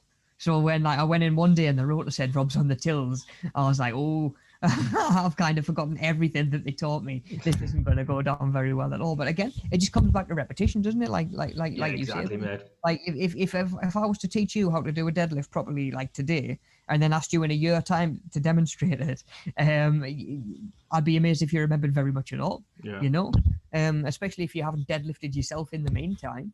You know, but again, you know, we're talking different training and repetitions gonna, like I say, just sort of drive it home, whatever that area is going to be. You know, we've talked about health and fitness, personal training, gym managers, class instructors, you know, all of that sort of thing. Even physios. To be a physio would be, because I looked into it once upon a time, that would be a total different course altogether. You know, I've worked with people in the gym and getting them fitter and moving better for 6 years really, and then if I wanted to do that specifically and really specialize in that, it's often to do another course because there's skills that I'd need to learn to go and do that, you know. And then again, engineering and manufacturing. For me, it was a case of when I was working within that area. I was in a factory. I was on a line just sort of working on car parts and stuff like that. And for me, I realized that I think the industry on the whole wasn't for me really. just for a number of different reasons. But I tried a few different roles out within the job first. I went from being on the line to taking stuff off the line to moving stuff in and out, and just all different responsibilities you could have, different jobs, and sort of came to the conclusion, no, that this isn't for me. And that was actually when I went and got my level 3 personal training qualification done, and never really kind of looked back since. But again, it's just a case of being aware that there are different jobs that we could do. I mean, you guys in the chat, and between me and yourself, buddy, I mean, can we think of any other jobs within these vocational areas? Yeah, I mean, there's definitely more. There's definitely a lot more. That's it, isn't there? There's just so many that we could do. Even when you're talking stuff that you might not necessarily thinking about, hairdressers, again, they need receptionists to book the appointments. That might also involve telephone calls and outgoing and sort of incoming and stuff like that as well. Exactly. Then you've got, I don't know, you might even have your apprentices or something like that that are just sort of going around, sort of keeping on top of workstations, making sure that stylists can sort of work properly. Like I say, in business, there's so many different roles. So many. Customer relations, PR. Again, some of them even link in together. So the social media, the marketing side of things, because what job really doesn't need some kind of marketing? Like, oh, we're here, you use us for this need that we're catering to. Yeah, exactly, man. All need some kind of marketing, yeah. 100%, man. But there are so many out there, and of course, in time, yeah, you guys are going to actually go away and like I say, do a little bit of digging and find out just how much is actually out there, and start to get an idea what sort of appeals to you. Because it's kind of the first thing you've got to think about, what even interests you. Sure. Okay, cool. So we're getting there actually. We're flying through. So before we just look at personal skills and qualities that are going to differ from job to job, on the next slide down we've actually got the crossword to do. So again, grab yourself a pen and a piece of paper if you find it a little bit easier to work it out that way, rather than just trying to do it on screen. But these are all skills and qualities that are sort of personal to us as individuals, that tend to make our jobs a little bit easier, or certain jobs easier or more suitable, because it's hard to have all of these things all at the same time. Yeah. Certainly consistently, certain things come and go, confidence comes and goes, all that sort of thing. It fluctuates, but they're just skills to be aware of as well. So we'll just take 5-10 minutes or so before we have a look at this next slide, and then the work booklet before we finish up, and just get as many as we can. So we've got over time you become more something within your job. Something that you need to be to achieve your goal, something that you need to be at all times, a quality that helps keep you dedicated, and a skill that will make your job easier and more controlled. Yeah, so those are things that, again, there might be terms that you've come across before, but yeah, we're thinking personal skills and sort of qualities within ourselves. Yeah, see how many of them we can get, and then for the ones going down over, something you need to be when being told something confidential, something that's expected towards your patience. I'm sure that's meant to be patience. Yeah. Being something towards people will help them from being worried when in your care. Something that you need to be able to work well with others, and something that can help you get along with people by being something. Yeah. So like I say, we'll just take 5 minutes or so, see how many we can get, and then we'll work our way through, because again, these might be words that you've come across before that we don't even think of necessarily as personal skills, personal qualities, especially if we feel that those aren't attributes that we really have ourselves, or we struggle to really sort of identify with ourselves, which again can give you a little bit of an idea of, I don't know, maybe some skills, some qualities that you'd like to work on. Maybe it's not even just in the name of being more suitable for certain jobs and certain roles, just certainly within yourself, because of course personal development, it's a massive thing, and I think it's just as important mentally as it is physically. Yeah. to be constantly trying to work on yourself and your own skills, Of stuff course, like man. that. Yeah. Cool. Right. So I think what we'll do, actually, I'll just start slowly working my way through them and just having a little bit crack about them. So if I do get caught up to where you are, if you do want to get all the answers yourself, um, by all means, pause it here, and just take as much time as you want, and then you can just catch up afterwards. We'll just start working through together, actually. So we've got the answers on the next slide ready to rock. So yeah, if we can go next slide, please, buddy, we can start working Of through them. course, man. So 3 across. So over time, you will become more something within your job. Is confident. It's confidence. Me and Daniel mentioned earlier on, the more you do something and the more you do it well, and the more you're told that you're doing something well, certainly from that positive feedback, and that positive reinforcement, your confidence is just going to grow. The more you feel able to cope with a job or a role or the responsibilities and deliver what's being asked of you, your confidence will just start to rise. You know, um, that's not to say that that's a one-way street. Something might come up and it might knock your confidence a little Yeah. bit. Like I said earlier on, my confidence was knocked when halfway through a PT session and someone else walks over and literally starts telling them what to do. I'm like, I'll just go get a coffee then, shall I? Yeah. Or when you go up to somebody on the gym floor and say, look, you're going to hurt yourself, and they just laugh. Like I say, it's not permanent. Like I say, it's going to fluctuate. There'll be times where you feel more confident than others. Stuff within the job role that you feel more confident doing than others, I imagine. Dude, But the more time you do it, the more confident you'll get. Definitely. I swear to God, this is something that happened, right?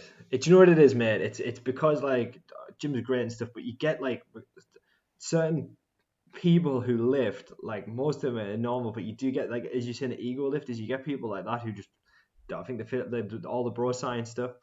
And Yeah. Yeah. I'm literally had a guy tell me in the gym before, I was using a weights belt when I was doing deadlift, and he told me like they said to me like, "Oh, do you have a back injury?" And I was like, "No, I don't." And he was like, "Oh, you don't need to use a weights belt unless you're lifting like a certain weight or whatever." And I was quite young, and I was just like, "All right, no worries." And I just didn't listen to what he said at all. But I think like that's such an insane thing to say. Like, you know what I mean? I feel like a Yeah. weights belt, it's not really going to be disadvantage. Like, it's not going to give you any real disadvantages. And I think it's always like a safety support on your lumbar. But I just thought it's such a crazy thing that he had the audacity to come over to me when I'm about to start my set and tell me that I don't need a weight belt. Like, Yeah. do you know what I mean? It's Yeah. like it was a long Yeah. time ago, but Totally unprompted. Totally yeah. unprompted But I as just well. felt like it's not like I was doing something wrong. It was like literally to say like I don't need a weight belt. It's like I could understand if it was like wrist straps or something, but like it's like a weight belt. It's like, you know what I mean? It's like Yeah, it's just giving you a little bit more support and a little bit more yeah, man. stability, and it coming back to confidence, it maybe gives you a little bit more confidence that you're actually going to get through your lift, Yeah. or you're going to get through it safely without hurting yourself. That's it. There's a time and a place for weight belts, but there's certainly not really any times I can think of where I've had to go marching up to somebody and tell them that they don't need to be wearing it, you know. I'd maybe initiate conversation with them and try and find out what they were viewing they were getting from the weight belt and just Yeah. make sure that was right. But at the same time, yeah, certainly not like pre-lift when someone's in the zone to go over to them and say like, oh, you should take that off. It just knocks your confidence, and you probably beyond that spent the rest of the session, if not the time in the gym, sort of one eye on where that guy was and if he was watching what he was doing and if he was going to come over again and just correct you again. Yeah, man. It's And I just thought it bizarre as well because it's like I'm trying to lift like heavy for myself, and I just thought like it just seemed like I don't know. It's just like it's the thing where like if it was like just general advice, I get it, but there's so many like people like confidently incorrect people. You know what I mean? So it's oh like yeah, it's that kind yeah, of yeah, thing. I yeah, think it's like yeah. So matter of fact, yeah, about it, and it's just their belief rather than like yeah. any fact at all, really. You know, Oh man, yeah, yeah, definitely. But yeah, do you know what? For every one of them, you're gonna get at least 100 people that just aren't ever gonna bother you I in the know, gym at all. I know. It's the 1%, isn't it? It's the one It is, percent, yeah. and you just gotta ruin them. You get them everywhere. It's not just in the gym. True, Do you know what I true, mean? bro. You go to the pub, or when you're allowed to go to the pub, you go to the pub, there's always that one, isn't there? There's always the one making a racket in the corner. And you know what? You're going to get them everywhere. You get them in the shops. You get them in the supermarket. Like, you just, people are going to be people at the end of the day, I guess. You've just got to let that 1% not interfere with you and what you're doing, because at the end of the day, they've got no relevance. And do you know what? If he walks away thinking, what's that idiot doing with a weight belt on, it doesn't affect anybody other than him. Do you know what I mean? If he spends any more time worrying about that than you have, well, do you know what I mean? It's probably had more of a negative effect on him than you, because it's obviously the sort of thing he's that stressed over. He's felt like he's had to come and say something, whereas you'll do your set and go home, and then that's it. You know, don't let it get to you as best you can.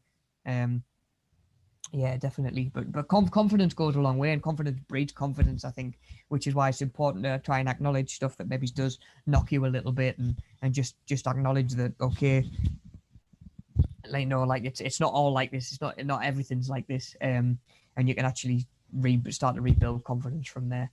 You know, but it definitely comes across, especially in sales, working with the public, building relationships with other professionals and stuff like that. Confidence goes a long way. Okay, number 7, something that you need to be to achieve your goal. Committed. Yeah, committed.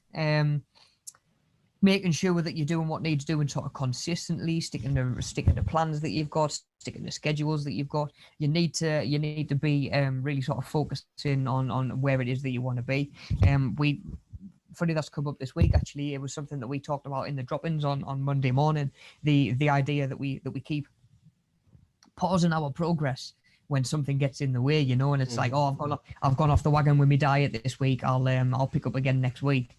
You know, you've paused your progress thinking that you're going to pick up from the same place next week, when really you've got all that time to take a couple of steps back over. And really you're better off trying to still be moving forward and taking little baby steps, just anything that's productive to your goals, rather than stopping altogether. Because not only do you then have time to go back over, it's harder to get the ball rolling again, you know. Whereas if you're committed and like I say, really just making sure that you're doing what you can, matching your own sort of ability and your own energy levels at the time, you know, it was something that again that we sort of talked about in the drop-ins, where, you know, if you're getting up and you're not feeling particularly great that day, rather than not doing any exercise, or the exercise that you had planned, can you treat it like a volume dial and just turn it down to like maybe level 3, which might be, I don't know, a 10 minute stretch by your bed when you wake up. It's not the high intensity thing you had planned, but you're still committed, and you're still sort of making progress towards your goals and stuff like that. And at the end of the day, consistency is key. I used to say it all the time. Someone would come in and ask what the best eating plan or the best nutrition plan was in there, and I was used just to say the best one is the one that you can stick at. I said, I can give you the best training plan in the world, I can give you the best diet in the world. If you can't stick at it, it counts for nothing, and it hasn't done its job. So yeah, try and pick something you can be committed at, and maybe even manage expectations as well. But we got to work on staying committed to what we've sort of set out to do. Okay, number 8, something you need to be at all times. Number 8, professional, of course, you know, turning up on time when you've said that you're going to be there. I used to absolutely hate the idea of being late to any of my PT sessions, so I would always be there sort of 10-15 minutes early. You know, it used to sort of not wind me up, but it always used to speak volumes when someone would turn up 10-15 minutes late to their PT session. So it's like, okay, you've paid for this time, and this is still how you value it, or how little you value it, you know. You've just got, we're saying when you just got the Hoover out and just about to start hoovering. Oh mate, all the time. The Hoover just gets plugged in at the wall, and then they turn up, ding dong on the doorbell. Oh, I'll go and let them in. I'll put the Hoover back away because I can't leave it out. Health and safety. Let's go and get that Hoover back away, and then we'll jump into your session. And you know, I don't know what's worse, either whether they expect the full hour and they just expect you to have 15 minutes after, or whether they fully expect their session to be cut short, the session that they've paid for and the journey that they've committed to, and they think that they're going to get as much out of 45 minutes as they would out of an hour. You know, either way is a little bit problematic. Like I say, I would never make a huge deal of it. I wouldn't let it get to me too much, but it says a lot about the mindset of the individual. And I think when it comes to professionalism, I think that's always going to be the case. You know, if you turn up looking like you've been dragged through a hedge backwards as well, you know, your appearance is something to think about. If you turn up for again a consultancy or a consultation or something like that, and you look like you've just sort of, even a job interview, you know, or your first day on the job, you look like you've just rolled out of bed, you know, and rolled out into your shoes and out the front door, you know, as opposed to maybe taking a little bit of pride in your appearance and stuff like that as well, you know. It all just adds to that professionalism, doesn't it? You know, again, knowing where sort of to direct people to as well, if it's sort of outside the roles of your job. You know, again, if somebody came to me and said, "Look, like I'm really having trouble.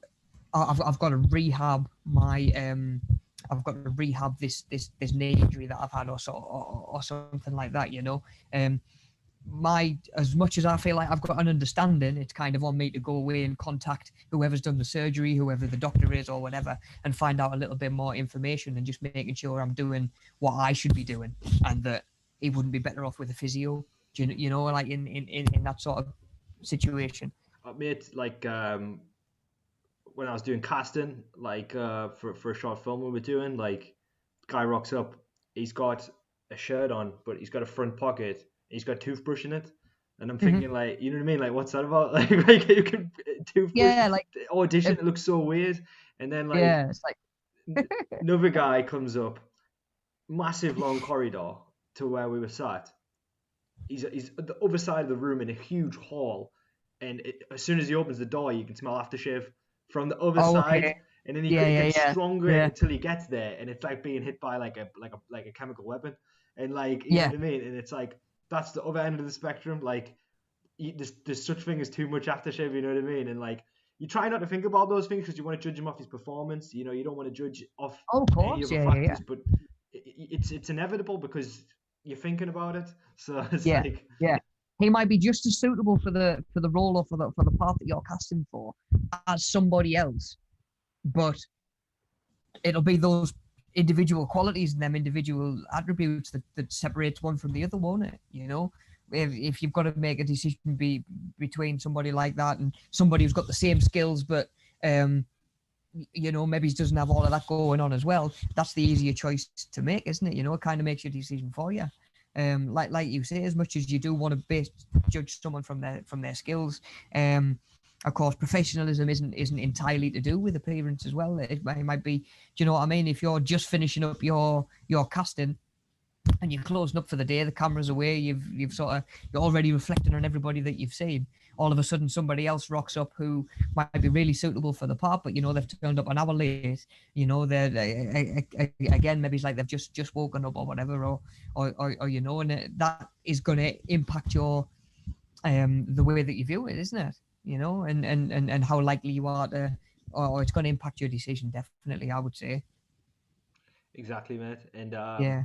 that guy, the guy with the toothbrush, he was like challenging the script and stuff in his audition, and I was thinking like, you're auditioning for the part, and Really. you're like trying to like Yeah. question certain stuff. It just looks terrible, and I Yeah. was just Yeah. thinking like, yeah, mate. But Yeah. it was weird. We saw him in an advert like a month Really. later or something. Yeah, and he Wasn't had a for part. Colgate, was it? It wasn't for It toothpaste. should have been. But I was thinking, how did he get that part? Because he left the worst impression ever. And I would Yeah. actually rather, I'd go as far to say that I'd rather have someone who would be committed and commit themselves to the role than someone who's got more credentials, or, I would probably go as far to say that, So I think personality does 100%. go for it does go for quite far. Yeah. Yeah. And definitely just that being professional, isn't it? You know, like you say, from that guy's point of view as an actor, how professional is it to turn up and start challenging the script? You know, but again, how professional you are and how professional you can be. Again, sometimes it might just be how well you can hold yourself together with a customer screaming at you down the phone. Like that might just be it. Like you might be expected to kind of take it on the chin. You know, I've got massive respect for anybody who works in hospitality industry and stuff like that, because you realize sort of the way that some of them get treated and spoken to and stuff like that, and it's just it's not on. It's just really not on. Nobody goes to work to get treated like crap. When all of a sudden, if they were to snap and say, "Look, I'm not standing for this," it would be them that is made to look unprofessional. It's true. That's a good point, man. But yeah, but like I say, the skills that they've gotten, certain industries have to just take it, but not take it personally. You know what I mean? Like, it's a skill that I admire. I really do. Okay, so we've done number 8, number 9 across, a quality that keeps you dedicated. To be motivated, or motivation. Again, I know we've mentioned before, I think motivation and discipline are 2 different things. Motivation is going to come and go, but it's a lot easier to do stuff if you feel motivated to do it. It really does, and that might be for whatever reason, it might be something that you're really not looking forward to doing, but you've set yourself a reward at the end of it. Once that's done, I can have myself a nice bath, or I'm going to have I'm going to have a glass of wine once all my work's done. That could motivate you. Sometimes it could just be internal motivation for whatever reason. Maybe you do just want to get a little bit fitter, get a little bit healthier. Like I say, motivation will probably fluctuate as well. But all of these skills do pretty much. They're not anything you can ever really have set in stone. Okay, number 10. This skill will make your job easier and more controlled. Organization. I think I've mentioned before, I have to be organized in certain ways and know what's what and where everything is, because if I'm not, it's just chaos, and I just can't function like that. It's like I say, being organized. Where are your session plans at? Where's your sort of body fat percentages, and where's the weight, and where's all of those readings and statistics of the client last time I weighed them and did the health check and stuff like that. Where is all of that when I need it? If it's filed, if it's stored, like I say, it makes it a lot easier. It can just be in terms of getting to your job as well. Do you know what I mean? Have stuff laid out the night before that you actually need ready. Maybe have your clothes, maybe have your dinner made, have your shoes and your jacket ready to go. Make it so that the times where you're feeling the most disorganized and everything's the most chaotic, like maybe you are trying to rush and get out the door in the morning, with a bit of toast still in your hand, maybe if you can set things in place beforehand and have things ready to go the night before and just be that bit more organized, it's going to make stuff a bit easier. And again, coming back to that job that I got moved into in the factory, as soon as I realized how to organize things, it helps with time management so much. You can get so much more done. You can be more productive, which I think when you're being productive, again, it only breeds confidence. Who doesn't feel good when they've done a couple of little bits around the house, or they've done their exercise for the day, or they've been for a walk? It's a feeling of accomplishment. And the more organized you are, the more you can get accomplished, and the more it just helps. It snowballs. It really does. And like I say, it's definitely a skill that I've worked on over the years. And not to say that I'm by any means done. I'm sure Alex would be the first to tell you that there's certain ways I could definitely be more organized. But yeah, it's something that we're continuously working on, isn't it? Yes. Okay, so just finishing these up. Something you need to be when being told something confidential. One down is understanding. You need a little bit of empathy, a little bit of compassion. You need to be able to listen to what someone's telling you in that confidential setting. And then it is important, again, coming back to professionalism, to know what to do with that information, if that is information that needs to be taken elsewhere. It could be somebody opening up to you about an issue that they're having at home, or something like that. You need to be understanding, and you need that person to know that they're not being judged, and then you need to know what to do with that information as well, and the right procedures to follow. Okay, something that is expected towards your patients. Two down, where we are. Respect. Yeah, respect kind of goes with that understanding and that empathy as well. We're looking at everybody as an individual and making sure that they're not being judged, especially when they are trying to tell you stuff and open up to you, and just sort of put themselves in your hands a little bit more, I guess. When they're trusting you and showing you a little bit of trust, you've got to be understanding, and that respect's got to be there as well. Okay, and number 4, being something towards people can help them from being worried when in your care. Number 4 down, where are we? Where are we? Oh yeah, enthusiastic. Yeah, enthusiastic. So a lot of enthusiasm can go a long way, not just in helping somebody buy into whatever it is that you're doing and get them on board as well, but really realize that they're leaving it in capable hands. You know, Daniel, like you say, that if somebody leaves you with a project to do, or they have a consultation with you and you've got a project to go away and do, if you're showing a lot of enthusiasm about that project, they're probably feeling a little bit more relaxed that it's in good hands. Oh yeah, definitely. You know, they're like, oh, you know, it's going to go a lot more. They're going to get a lot more out of it because that enthusiasm's there.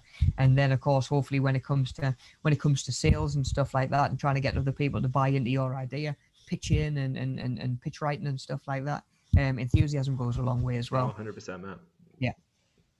Okay, number 5, something that you need to be able to do to work well with others. Teamwork.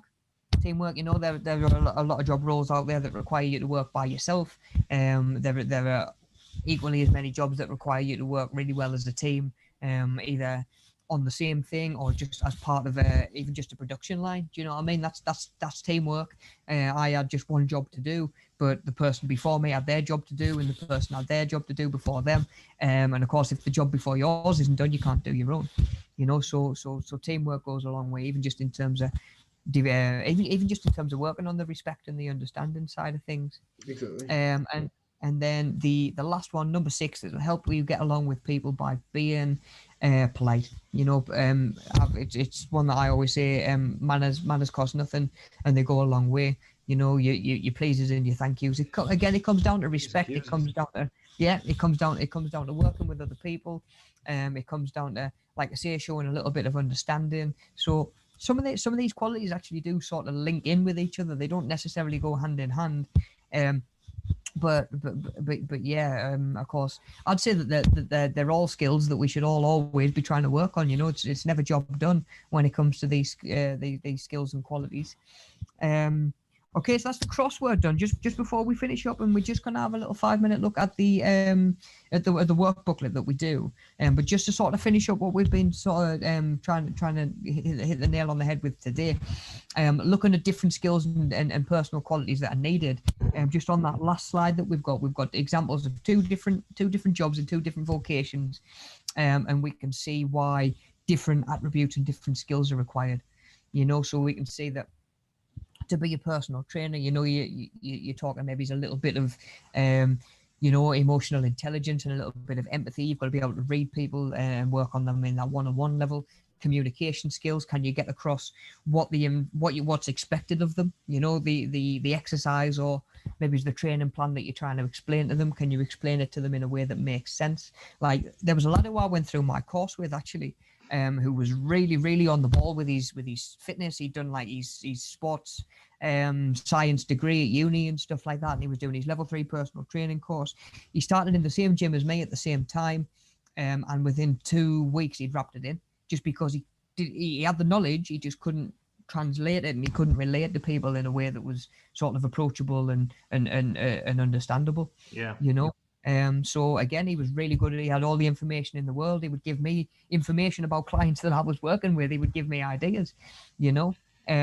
When at the same time, yeah, he just couldn't go to people on the gym floor, approach them, sell himself, try and get across to them, you know, why the stuff would work. And it just didn't work out in the end for him, Well, you know. I mean, your EQ and your IQ are two separate things, right? Your emotional quotient and your you know, intelligence quotient. So it's like, basically, there's a lot of geniuses who are working in a power station, and there's a lot of people with a relatively low IQ who are working in high paying positions in management. So it's like, with a high EQ, sorry. So it's like, really, these skills are. So if you know, if you ever feel like you're not smart, or you feel like, which is such a general thing anyway, because, you know, intelligence is a spectrum, but like, if you feel like you're not smart, then, you know, you might have amazing communication skills, and that's a thing that could take you super far in employment with great high paying jobs. So exactly, mate. Yeah. And then we can see from the other column, you know, if we look at care worker, yeah, they still need good communication skills. maybe they need to think on their feet a little bit more, though. Maybe someone's having a reaction to something, or there's a behaviour coming up that they didn't expect, that needs dealing with in the moment. Being sort of it's hard because I've been a personal trainer for so long. I can think of occasions when I've done most of these things anyway, but it's certainly not as big a part of your day to day as it might be in care work. Being organized and multitasking as well. You might have several customers or clients that you're caring for at the same time, certain patients that you're caring for at the same time. Personal trainers tend to only be working with one person at a time. So again, the way that they need to communicate is different. Then we can look at even just personal qualities. Care workers, they need to have a cool head and be patient. Need to be able to listen and a natural passion for helping others. It's probably a bit more important to have like a happy demeanor as well, in that sort of job. I've seen a lot of PTs that are quite sort of jovial and really pleased to see the clients, but I've also seen PTs that are just, yeah, right, 1 o'clock, yeah, come with me. Do you know what I mean? And they just go through the session and that's about it. But of course that depends on the trainer, on the client, and of course I don't think that it's as essential to being able to do the job and to do it well as it is certainly in other jobs as well, when it comes to when maybe he's working with people that are ill or need that little bit more of a sunny disposition in their life, definitely. But I mean, I think we can see from there, just cross-referencing column to column, we can see that just because certain skills are good at one vocation or handy in one area, they're not necessarily great at the other. So again, it's something that we're going to do, a little bit of self-reflection, and something you can actually work on over the next week. A little bit of a just self-reflection and thinking, what do I feel? Which of these qualities do I feel that I'm good at? What feel more natural to me? What feels a little bit more unnatural and feels like I might want to work on it a little bit more.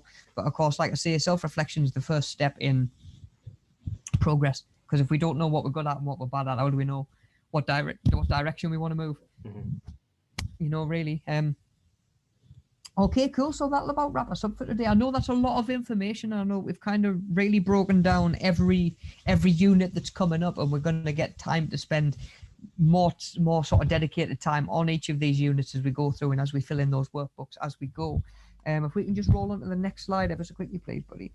I've got that there's always going to be a last slide that I put on for if you're coming back and revisiting the video later on in the week, and you either want to catch up on what pages in the workbooks need doing this week, what are we covering next week, so I can maybe have a little bit of a read ahead. What else can I be doing, if I want to stay engaged with the course. So the plan for this week, become familiar with the doit.org volunteering website that's listed on there.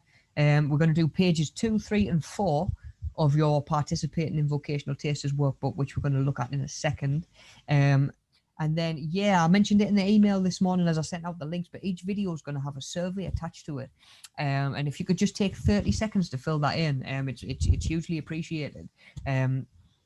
Like I say, it just lets us know what we're doing well, and like I say, your feedback is really important to us. And then failing that, as always, reach out if you've got any questions. I know a new course can be quite sort of overwhelming. What do I need to be doing? What's expected of me? So if you're not sure on anything, just drop me an email. I'm always accessible by email. In fact, I'll type that in the chat now, just so it's there when you do go back. Perfect. Actually, Daniel, would you be able to stick that in the description for us, please? Actually? Yeah, should be. Yeah, just to save people. I think it's in the description, man. Already there, nice one. Well, it's already in the description for the video. So yeah, if you do need anything, just give me a shout. Yeah, definitely. Failing that, we'll be back next Wednesday for our week 2. We'll have a brand new session, and we'll start actually diving into these vocational tasters and starting to put them into practice a little bit more as well. So other than that, buddy, if we can just boot up the workbook just for 2 minutes before we wrap up, and then. Yeah, like I say, it's a chance for you guys to just hit pause at the end, maybe get yourself a drink of water, clear yourself a little bit of space, and maybe give today's stretching exercise a little bit of a go, just to get you moving a little bit more. You know, like I say, it might be the first exercise you've done in a while, or maybe you've been exercising regularly and you just fancy a bit of a change. I think we could all benefit with from a stretch from time to time, loosen up a little bit, especially while we're maybe still living with restrictions. You know, we are maybe sort of sitting around a little bit more. We're not moving about quite as much. Just a good chance to freshen things up a little bit for you.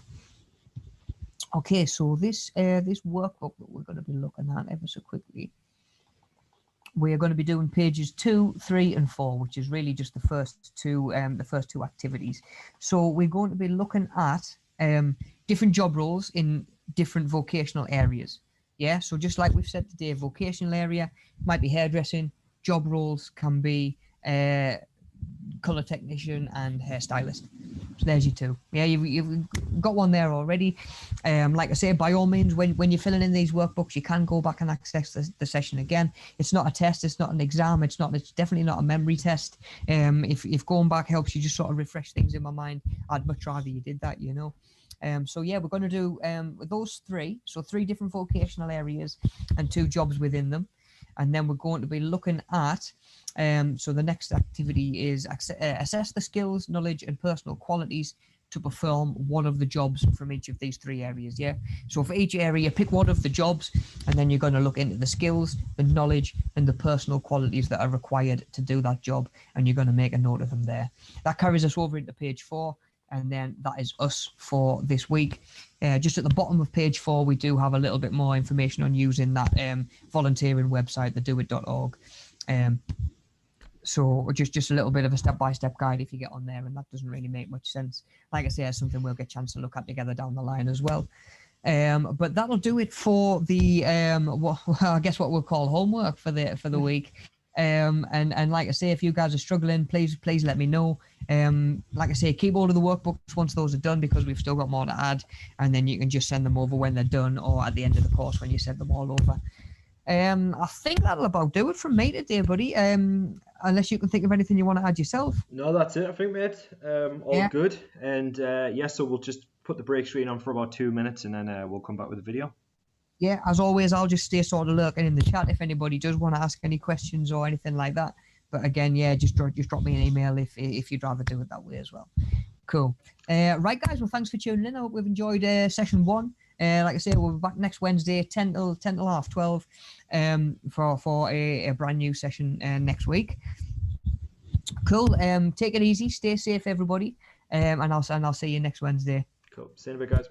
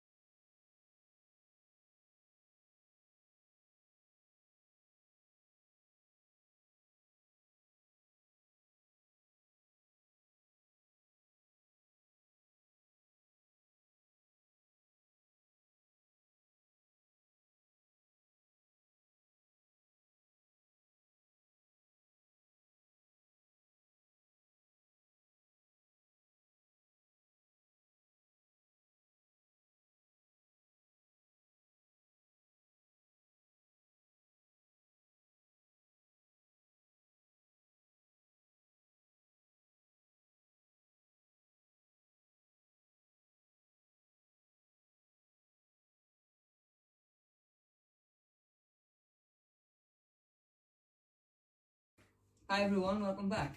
So we're all staying safe, keeping us fit and active as we can at the minute. So we're actually going to have a bit of a change of pace this week. We're going to slow things down and just take some time to stretch off. And the last couple of weeks that we've done, the last couple of sessions that we've done have been quite high intensity. So yeah, like I say, just chill things out a little bit today. So it's important to stretch off for a lot of different reasons. Namely, we do carry a lot of tension, just day to day in the way that we hold ourselves, some of the movement patterns that we move through that we don't realise. So we just stretch those muscles out and release some of that tension. We often find ourselves slouching day to day. You know, when you're driving, sat at home on the couch, when you're scrolling through your phone, even when you're typing, be it on a keyboard or whatever. So yeah, it's just important to think about your posture. Take a little bit of time, even if it's once a week, just to try and be mindful of it and correct it. Cool. So stretching is really important as well, to make sure that you're taking care of your joints and making sure you've got the biggest range of motion you can get with them. How often do you go to do something that you haven't done for 10 years and move through a certain pattern and you find that you can't anymore? You know, I do from time to time. And blood flow as well, really important to think about. Flow of blood around your body, getting that oxygen where it needs to be. Stiffness can actually affect that as well, stiffness and tension. So we stretch off, loosen up, and just help things work how they're supposed to. Yeah, cool. So today we're going to do a full body routine rather than breaking it down and isolating anything. We're going to take between sort of 15 to 20 minutes. By all means, go back afterwards, cherry pick a couple of exercises that you think work best for you, or that you maybe feel the most, or that are going to give you the most benefit. Chuck them into some sort of routine yourself. You know, by all means, put one together yourself. Let us know how you get on. First of all, we're going to get warmed up before we make a start. Right guys, so to get you warmed up, we're going to be doing what we call some dynamic stretches. So rather than just taking a muscle, pulling it as long as we can make it while it's still cold and potentially hurting something, we're just going to run through some basic sort of movement patterns, get everything moving, everything warmed up and flowing how it should, yeah? Cool. So like we do for a warm up, make sure you've got a little bit of space, just be aware of your surroundings, and we're going to get you moving, literally just lifting those knees up. Get them as high as you can, but we're not even running on the spot. Get them arms moving a little bit. Like I say, it's a full body workout, so we've got to warm everything up anyway. Get them up nice and high. Not the most strenuous session that we've done today, but we do need to make sure that that heart rate's up and that blood's flowing. Yeah, we're going to go into heel kicks, just on your toes. There we go, just like you're trying to keep yourself in the bum. Just get that heart rate up. There we go, we're going to come down, feet about shoulder width apart. A little bit of a bend in your knees. Come down and touch the floor, yeah? You want a little bit of a pull down the back of your legs, pushing your hips back over. Back's going to be flat, and you're going to make sure that your knees aren't locked. A little bit of a bend. There we go, come a bit wider, toes pointing out. Same again.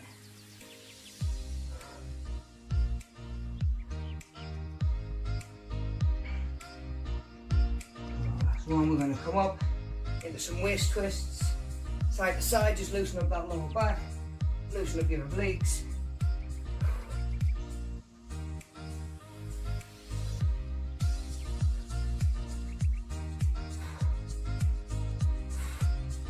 And then, good old favourites, going to into some star jumps. Just to make sure we're nice and warm before we start stretching up. There we go, warm up done. Cool, grab yourself a drink, grab yourself a towel. You don't know how much you're going to sweat, even though we're just stretching off. I'm definitely warming up already. Ideally grab yourself an exercise pad if you've got one laid around the house. If not, make sure you're working on carpet like I am. You know, I've done things like rolling up towels before and stuff like that as well if you do need that little bit of protection. If there's any that you do find that you can't do, leave them out, change them back for one that you've already done that you feel that you were getting a lot of benefit from. Take our time, we're going to hit each stretch for about 30 seconds, just gradually pushing that range as we feel things loosening up and we feel that range maybe increasing, yeah? Not going to force anything that doesn't want to go, we're not going to push our luck with anything, like I say, nice and steady today. Yeah, get it done.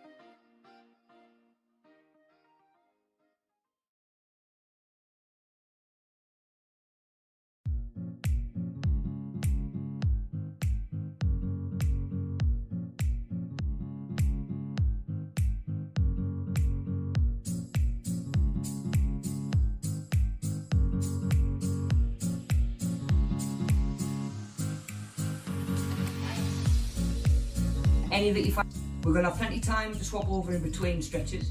Yeah, we're not rushing through anything like we normally do. Yeah, we're not going to force anything that doesn't want to go. And we're just going to gradually just try and extend our range of motion while we're holding for that 30 seconds. And you feel your actual range increasing, yeah? Cool, right, so let's get it done. Like I say, holding each one for about 30 seconds. You want to stand yourself off to start, right in the middle of the room. Going to reach up, nice and tall. That's it, just stretching through the body. Lift your chest up, and you're trying to feel them shoulder blades move. So you're just bringing them up towards your ears, letting them drop. Shoulders up, and then back down. Still standing nice and tall.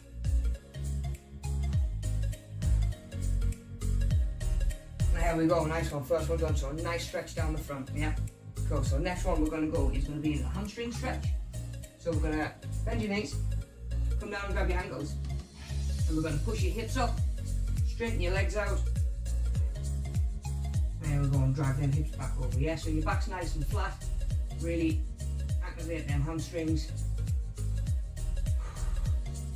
See, we can do these static stretches now because we have warmed everything up, got a little bit of blood flow to those muscles, and got those joints moving.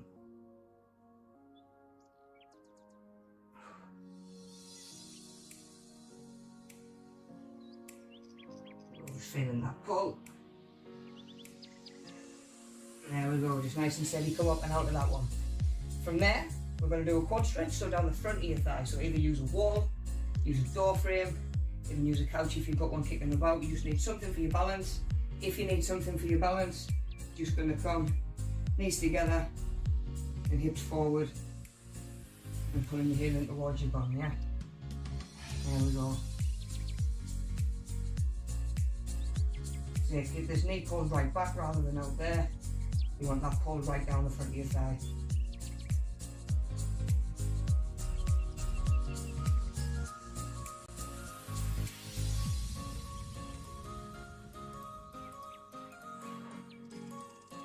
There we go, we can come out of that one. And of course we want to make sure we do the other side as well. So we're going to take time to stretch that other leg off. Same again, get your balance. Lean against something if you need to. If not, like I say, we're just going to get your balance and come. Heel up towards your bum. Keep your knees together. Pull back rather than there. Or as close to there as you can get, yeah? By all means, if you're feeling tension, before I'm saying you should be feeling tension, it just means you're a little bit tight, yeah? So don't worry about pushing as far as I am. There we go. Get that pull. Same again, as you feel the muscle stretching out, just try and pull it that little bit further through your range, but don't force anything. There we go. So we're going to start moving away from the legs, but you'd be surprised when it comes to your muscles how interlinked everything is. So we're going to move on to your lower back, but we're still moving through some leg ranges as well. So we're going to come onto one knee, try and tilt your hips forward, and then we're just lunging forward, yeah? So you're getting a pull right down here on that hip flexor, right on that joint. If you let your pelvis tilt back that way, you won't get the stretch so much, so you need to pull back that way, yeah? Try and engage them abs. Nice pull down there.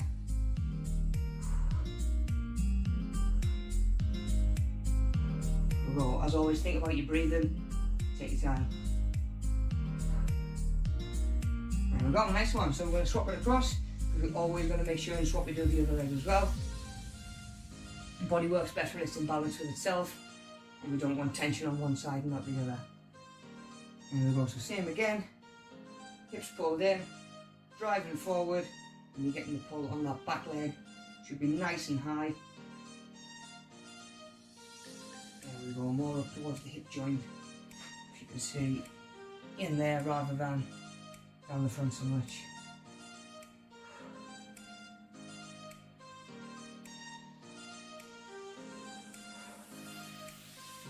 And then just focus on your breathing, balance, take your time. Cool, so back across to the other leg, similar position, but rather than coming straight out, we're going to come at 90 degrees. All you're going to do, gently rock over to one side. There There we go, so you're going to feel the pull inside your thigh a lot more. Maybe even down the back of your hamstring. And then as you feel things start to loosen up a little bit, try and come that a little bit further out. Same again, just gently lean into anything, we don't want to force it.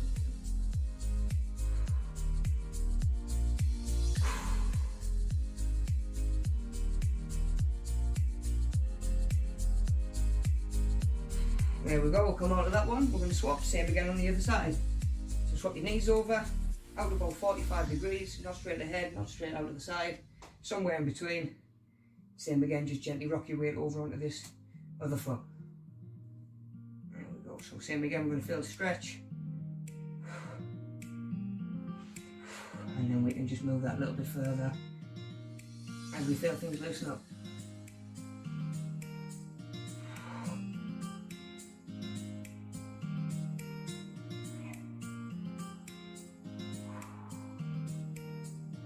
Just pushing it where we can.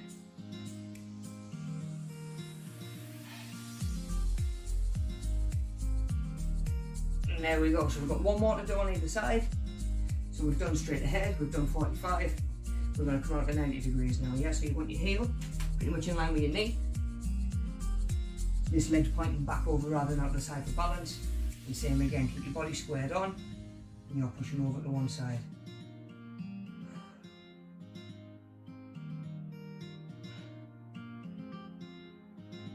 So depending on where you've got your tension, you might feel that one of these is easier than the other.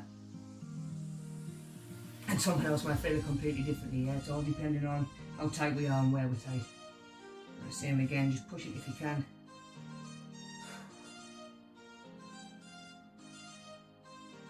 There we go, ready for the hips loosening up now. Last one, over on the other side, same again, heel in line with your knee. And slowly rock your body weight across. Feel that stretch down the inside.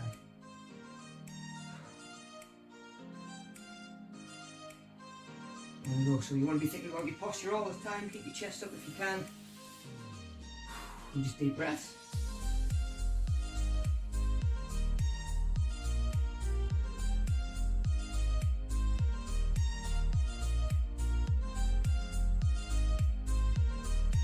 So push it a little bit further if we can.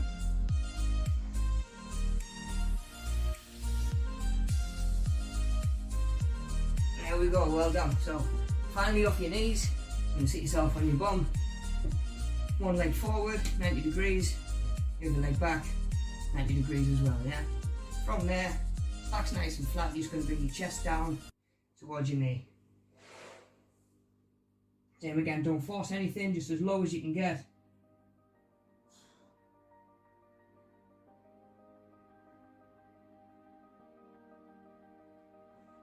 Same again, get as low as you can, when you can.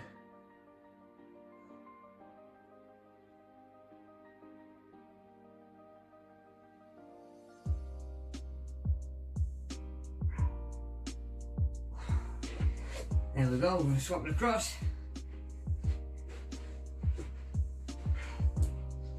So although you're going to be feeling a lot of these in your legs, we're actually doing a lot of stuff now that's going to be loosening up that lower back. Let us start working on that as well. So down towards this knee. Same again, you might find one side's tighter than the other. Find if we can do this on the regular, they'll start to balance that out.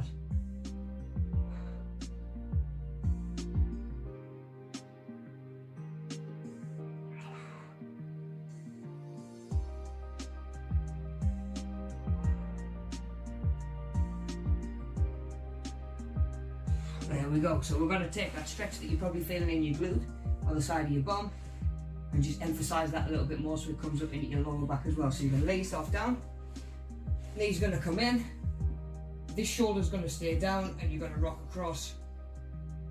And there we go. So you're going to feel a little pull in your lower back and still down the outside of your glute. So make sure this shoulder stays down. There we go, and keep this knee in nice and high.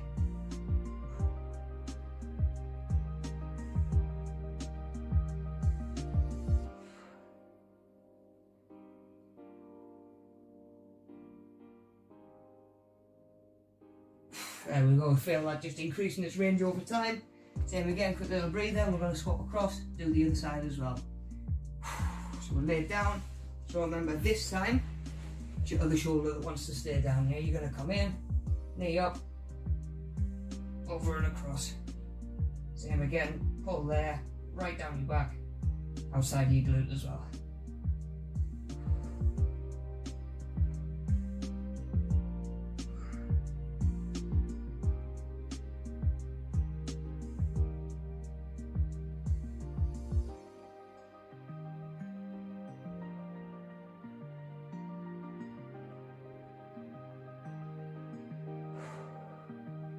Nice one.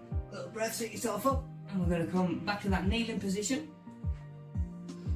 And you're going to slide your palms right out in front of you, as far as you can, and rock back onto those heels. So you've got a nice pull down your lats, which is bringing that lower back in as well a little bit. There we go. Try and get right back onto your heels.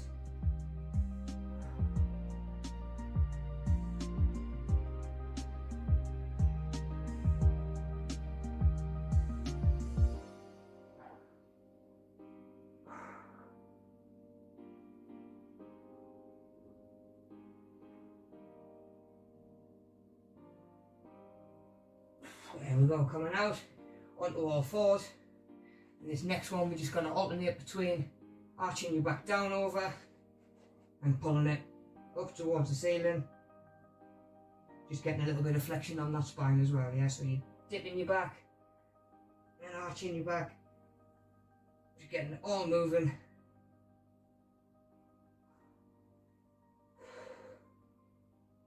So here we don't have to rush, just gradually moving from one into the other.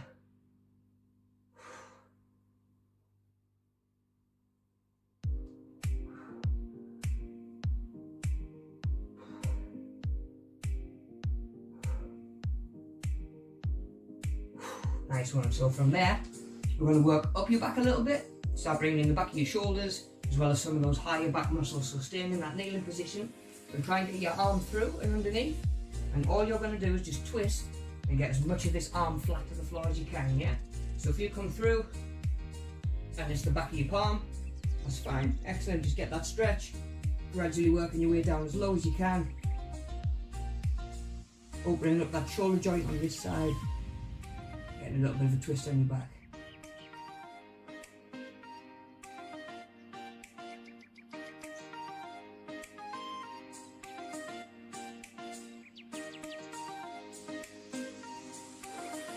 There we go, come out there. Still got the other side to do. Definitely warming up. Same again, back down in that position, reaching across.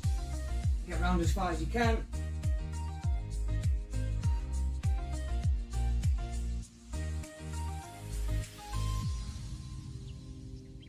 And there we go, really feeling the stretch on the back of your shoulder as well.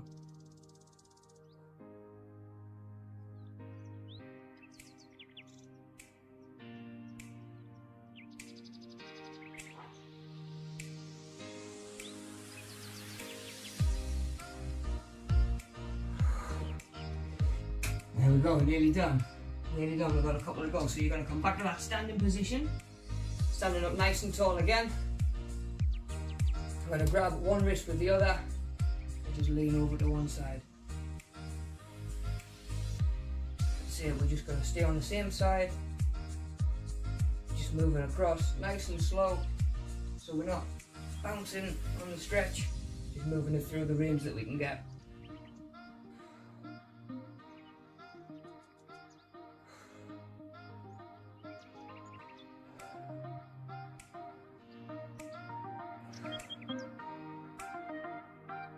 Same again, nice controlled breathing while we're stretching off. There we go, roll those shoulders. I've got the other side to do. A couple of stretches to do and we're done. Yeah, so we're reaching up again. Reach with the other arm. And we're going to reach across to the other side as well. Staying nice and slow, nice and controlled.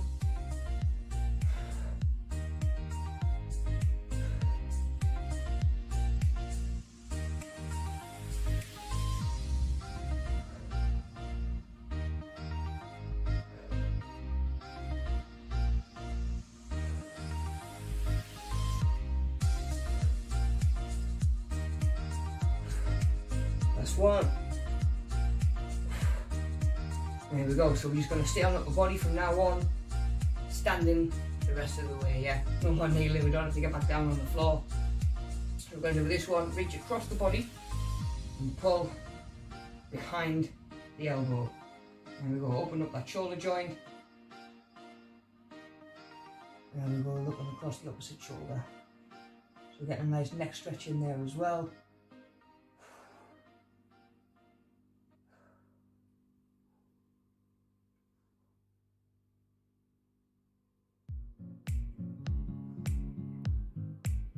There we go, just focus on your breathing and the ones that let you. There we go, open it up. Same again, swap across to the other side. Pulling behind the elbow again. Opening up the shoulder, making sure we look over that opposite shoulder as well.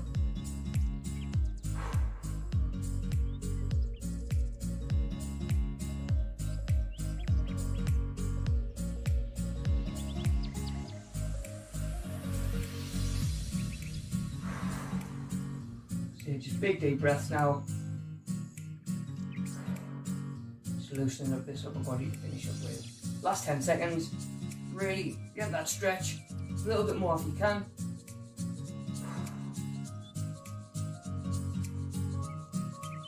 There we go. So we're going to go fingers interlocked, palms out and away from you. There we go, just letting those shoulders pull forward as well.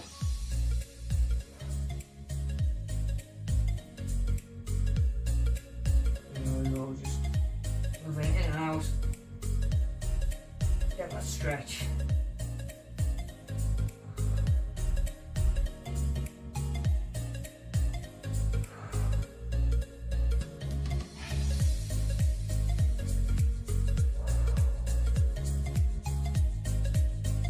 Nearly there, last few seconds.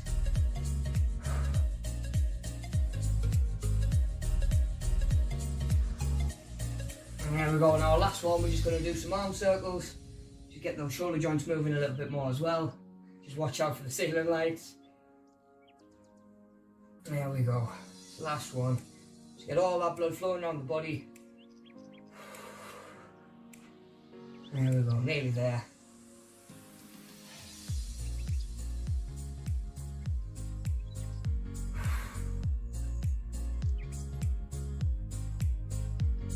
Hope you've all enjoyed a change of pace, back to normal next week. There we go, we can even reverse that and come back the other way. Same again, just think about getting them shoulder blades moving as well if you can. There we go, done.